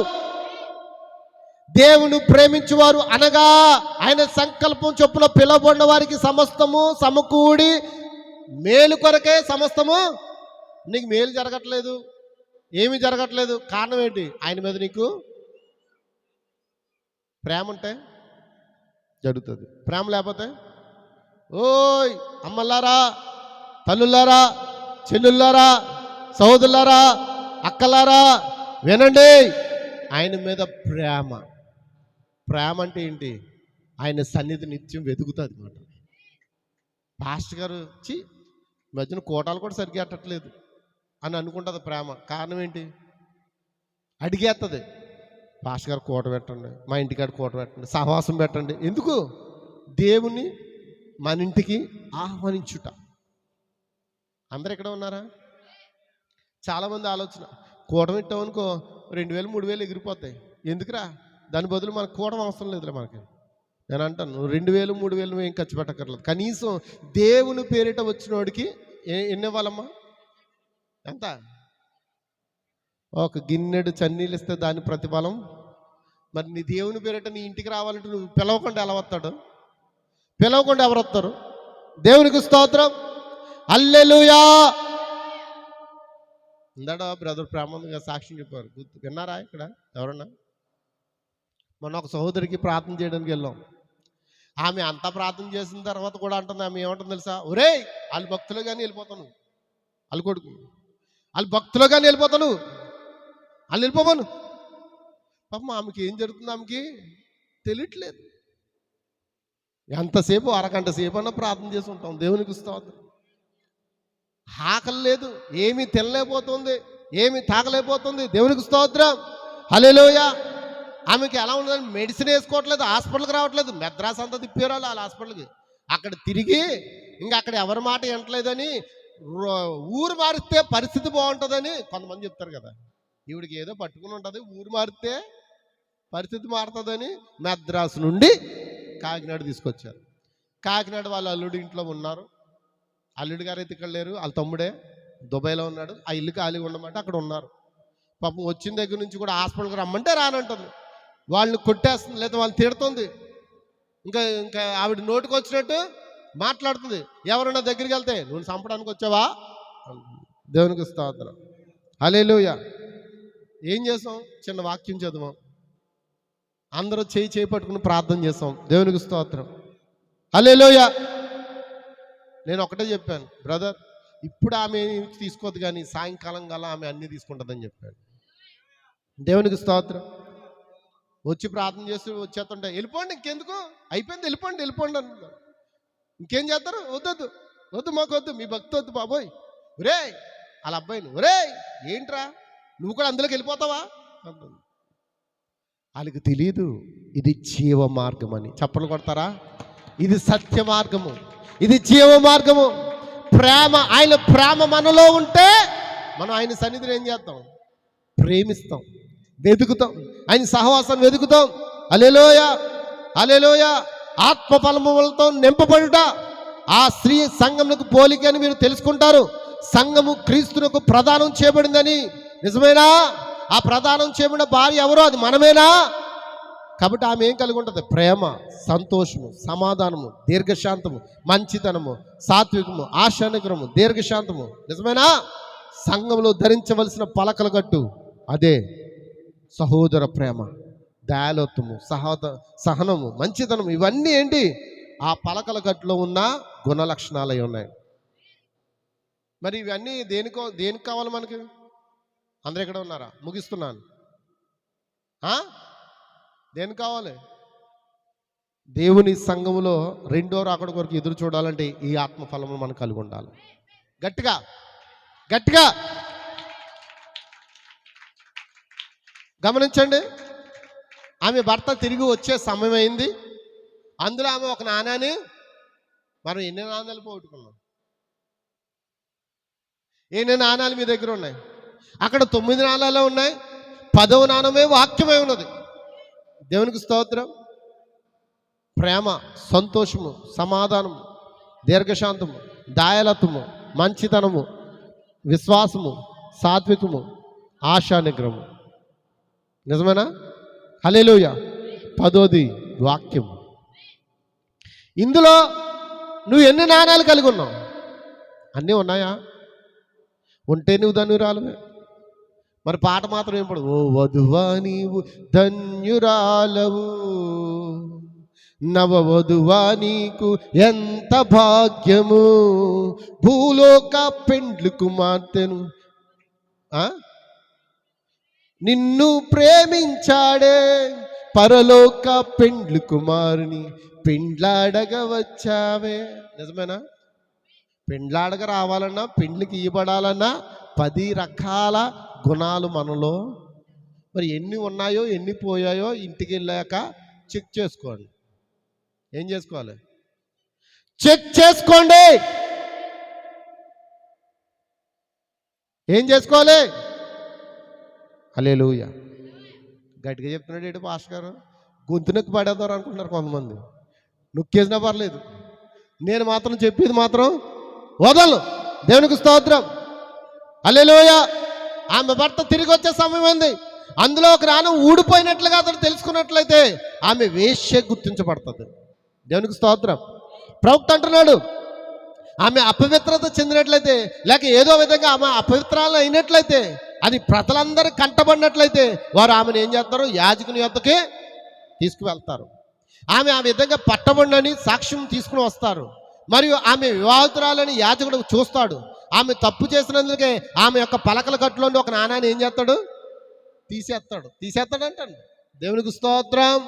హల్లెలూయా. ఆమె సరసాలు అన్నట్లయితే, ఆమె భర్త ఎడల ఆమె నమ్మకం లేకపోతే ఒక్క దానిని వారు బయటకు తీసేస్తారు. అదేమైనప్పటికీ దాన్ని వారు బయటకు తీసేస్తారు. ఆమె భర్త తిరిగి వచ్చినప్పుడు ఆమె ముద్ర వేయబడింది. ఏంటి ఆ ముద్ర? ఆమె వేశ్యాన్ని, ఆమె తప్పు చేసిందాన్ని. అందుకే పలకల గట్లోంచి ఒక నాణాన్ని అందరూ ఒక్కసారి ఆమె చెప్తారా? తీసేశారు. దేవునికి స్తోత్రం. వెంటనే ఆమెకి ఏం చేస్తాడు? అతను విడాకులు ఇచ్చేస్తాడు. అందుకే బైబిల్ చెప్తుంది, వ్యభిచార కారణం తప్ప మరి ఏ కారణం చేత మనం భార్యని విడనాడకూడదంట. కానీ ఒక్కోసారి వ్యభిచారం చేసినాడు ఆమె మన్నించమని వచ్చి అడిగితే ఏం చేయాలి? నువ్వు తిరిగి మళ్ళీ మన్నించి చేర్చుకోవాలి. ఎందుకంటే మొదటి ఆదాము ఆయనే, కడపడ ఆదాము కూడా ఆయనే. దేవునికి స్తోత్రం. హల్లెలూయా. హల్లెలూయా. అందరు ఇక్కడ ఉన్నారా? ఆమె భర్త వచ్చే సమయం అయిపోయింది. మన భర్త వచ్చే సమయం అయిపోయిందా? వస్తున్నాడా? సంగమా, మన యొక్క పవిత్రత, మన నిజాయితీ, మన భక్తిని దేవుని యొక్క వాక్యం బట్టి వారే పరీక్షించుకోవాలి. మనం వదరబోతులుగానో, చాడీలు చెప్పువారుగానో, సిగరెట్ తాగేవారంగానో, పరోక్షంగా నిందలు వేయువారముగానో, యెజబెలు వల్లే రంగులు పూసుకునే వారముగానో, మిగతా లోకస్తుల దినచర్యలో ఏమి చేదురో అదే చేయవారుగానో తయారైపోయాం. ఒకరొకరు ఎవరనేది చెప్పలేనట్లుగా ఈ దినము క్రైస్తవ సంఘం అలాగూ కలిసిపోయింది. మనం జాబితాను చూసుకొనవలసిన సమయం ఇదే. అది ఆలస్యమైపోయింది. ఇప్పుడు అందుకొరకే కొవ్వొత్తున ఆమె వెలిగించిన సమయం. నిజమైన ఇప్పుడు మనం ఏం చేయాలి? మన ఒత్తులు ఏం చేయాలి? మళ్ళీ మనం ఏం చేయాలి? మర్చిపోరిపోయినా మన ఒత్తులు కత్తిరించుకుని మన ఒత్తులు వెలిగించుకోవాలి. ఆమె చీపురు పట్టుకుందంట. చీపురు పట్టుకుందా? అమ్మా మాట్లాడలేదు. ఆడోళ్ళారా, ప్రతిదినం మీరు చీపురు పట్టుకుంటారా? ఎంతమంది చీపురు పట్టుకున్నారు చేతులు అర్థం? ఎక్కడ ఉన్నవాళ్ళు? ఎక్కడ ఉన్నవాళ్ళు? 1 2 3. మిగతా వాళ్ళు ఎవరు పట్టుకోవట్లేదు. ఆడ మనిషి అంటే ఏంటి? స్త్రీ చీపురు పట్టుకోవాలి. చీపురు పట్టుకోకపోతే నీ ఇల్లు ఎప్పుడు ఎలా ఉంటుంది? బూజుతోనే పైకి దోమగా కనబడుచు, లోపలంతా ఏముంటుంది? నిన్న సుగుణమ్మ గారు, అమ్మ శనివారం ఎందుకమ్మా, వద్దులేమ్మా, కొంచెం రెస్ట్ తీసుకోమంటే నేను ఏం చేస్తుందో తెలుసా? మంచి ఎండలో కింద గదిలోకి ఏ సందర్భం ఏంటి? చదువుకోవడానికి చేసుకోవడానికి సందర్భం ఉండాలి కదా. ఏంటి సందర్భం? ఏమో పండగ, ఇల్లు శుభ్రం చేస్తున్నావు. హల్లెలూయా. నాకు విపరీతమైన కోపం వచ్చేస్తుంది. పైన చూత వేడి వచ్చేస్తుంది. కిందకి వెళ్ళి పడుకుందామంటే ఒక్కడి కోసం ఏమి ఏసీ వేసుకుంటాం చెప్పండి? 10 మంది ఉంటే వేసుకున్నా పర్లేదు. కిందకి వెళ్ళిపోయి గదిలో పడుకుందామంటే ఆమె ఏమో మొత్తం అన్ని పీకేసి, బట్టలన్నీ చదిరేసి, మొత్తం బూతులన్నీ దులిపేసి, కింద మంచం కింద కూడా లాగేసి బయట పెట్టేసి బియ్యం మొట్టలు ఎత్తలేకపోతుంది. ఏమంటే కొంచెం అవి బయట పెట్టండి అంటుంది. ఆ ఒక్క గదిలో ఉన్న సామాన్లన్నీ బయటెట్టి మొత్తం తడిగుడ్లెట్టి అన్ని చెత్త అంతా శుభ్రం చేసి, ధూళంతా శుభ్రం చేసి నాకు కూడా పని చెప్పింది. ఏమో ఇంకా సందర్భం ఏమి లేదా అంటే, ఏంటి సందర్భం? ఈరోజు పెళ్లి రోజు కదా, ఇల్లు శుభ్రం చేసుకోవాలి. అంతే, శుభ్రం చేసావా? పెళ్లి రోజులకి ఇల్లు శుభ్రం కాదండి, ప్రతిదినం మనం ఏం చేయాలి? స్త్రీలారా, మన ఇళ్ళను మనమే, సంగమా ప్రతిదినము మన ఇంటిని ఏం చేయాలి? అందరూ ఇక్కడ ఉన్నారా? ఎవరు మాట్లాడలేదు. ఇష్టం లేదు అనుకుంటాను శుభ్రం పరచుకోవడానికి. మీ ఇష్టం, మాసిపోయిన బట్టలతో ఉంటారో మాకెందుకు? ఒక ఇల్లు చూడడానికి వెళ్ళాం పెద్దనాన్న గారు నేను. ఆ ఇంట్లోకి వెళ్ళి కూర్చోవాలంటే ఎక్కడ కూర్చోవాలో తెలియలేదు. మంచం మీద తుమ్మాళ్ళు, అండర్వేర్లు, వాళ్ళు ప్రతి వస్తువు అందు మీద ఉంది. కుర్చీలు చూస్తే కుర్చీలు లేవు. ఎక్కడ కూర్చోలో తెలియలేదు, ఎలా మాట్లాడాలో తెలియలేదు. అలాగే మాట్లాడి పావుగంట సేపు నిలబడి ఇక్కడ ప్రసంగం చేసి మళ్ళీ అక్కడికి వెళ్ళి పావుగంట మాట్లాడి వచ్చినడికి సరదా తీరిపోయి. మన ఇల్లు ఎలా ఉండాలి? క్రీస్తు వస్తే అతడు సింహాసనం మీద కూర్చున్నట్లుగా ఉండాలి. అంటే అలాగ మన ఇంటిని ఏం చేయాలి? ఎవరు మాట్లాడలేదు. వీళ్ళకి ఇష్టం లేదండి, వీళ్ళు వచ్చరు, వీళ్ళు చీపురు కూడా లేదు. వీళ్ళు కొంతమంది ఇంట్లో చీపురు కూడా ఉండదు. అంటే తుడిచే వాళ్ళ ఇంట్లో ఏముంటుంది? కొంతమంది ఇంట్లో చీపులు అలా ఉంటాయి. కొంతమంది సంవత్సరానికి 5-6 చీపులు కొంటారు. అవునా కదా? అంటే వాళ్ళు ఎలాంటి వాళ్ళు తెలుసా? ఊడ్చిందే ఊడ్చి, ఊడ్చిందే ఊడ్చి, ఊడ్చిందే ఊడ్చి మొత్తానికి అరిగిపోతాయి మాట. అవునా కదా? అంటే అతిగా శుభ్రం చేసినా కష్టమే, ఎందుకంటే మనిషికి ఏమవుతుంది? అలసట. అవునా కదా? ఆమె మాత్రం మనం ఎన్ని చెప్పినా చదివిందే చదివి, చదివిందే చదివి, మేమేమో పీకుతూ ఉంటాం. ఆమె ఏం చేస్తుంది? మడత పెట్టి మళ్ళీ. కొంతమంది ఏం చేస్తారు? పీకేసిన బట్టలు మళ్ళీ కూరేస్తారు సర్దలేక. ఎలాగో లాగేస్తారు కదా, ఇంటికి వచ్చి చదవడం ఎందుకని మళ్ళీ. మేమెందుకు లాగేస్తాం? మాకు కావాల్సింది ఏదో దొరకలేదని మేము లాగేస్తాం. ఆవిడేమో సర్దలేక ఈవిడ చదువుతుందిలేండి, మిగతా వాళ్ళ గురించి నాకు తెలియదు. మిగతా వాళ్ళు ఏం చేస్తారు? మొత్తం అంతా ఒంగుబెట్టి మొత్తం కూరేస్తారు. దేవునికి స్తోత్రం, హల్లెలూయా. కొన్ని వస్తువులు పోగొట్టుకున్నప్పుడు మనం శుభ్రంగా దాన్ని ఏం చేయాలి? ఏం చేయాలంట? అందరూ వెనకదలు ఉన్న వాళ్ళు చెప్పాలమ్మా. అమ్మ ఏం చేయాలి? శుభ్రంగా ఏం చేయాలి? వెతకాల. బంగారం పోతే వెతకరా? కాసు పోతే ఈ రోజున. హల్లెలూయా. కొవ్వొత్తును వెలిగించే సమయం ఇది. సువార్తను వెలుగును పంపుట, పరిశుద్ధాత్మ సంఘములో ఉండుట. దేవునికి స్తోత్రం. ఎంతో ఎక్కువ ఉద్రేకం కాదండి, ఒకలాంటి మూఢభక్తి కాదండి, ఉద్రేకపూరితమైన పని కాదండి, ఆనందంతో గంతులు వేట కాదండి. అయితే పురుషులు స్త్రీలు దేవునితో సరి చేసుకునే హృదయ పరిశోధన అనుభవం కొరకు మనం ఎక్కడున్నాం? అంత్యకాలంలో ఉన్నాం. దేవునికి స్తోత్రం. ఆమేన్ లార్డ్. ఎంతమందికి అర్థమవుతుంది? నేను చివరి మాటని చెప్పి ముగించేస్తాను, ఇంకా చాలా ఉంది, ఇంకా సమయం లేదు.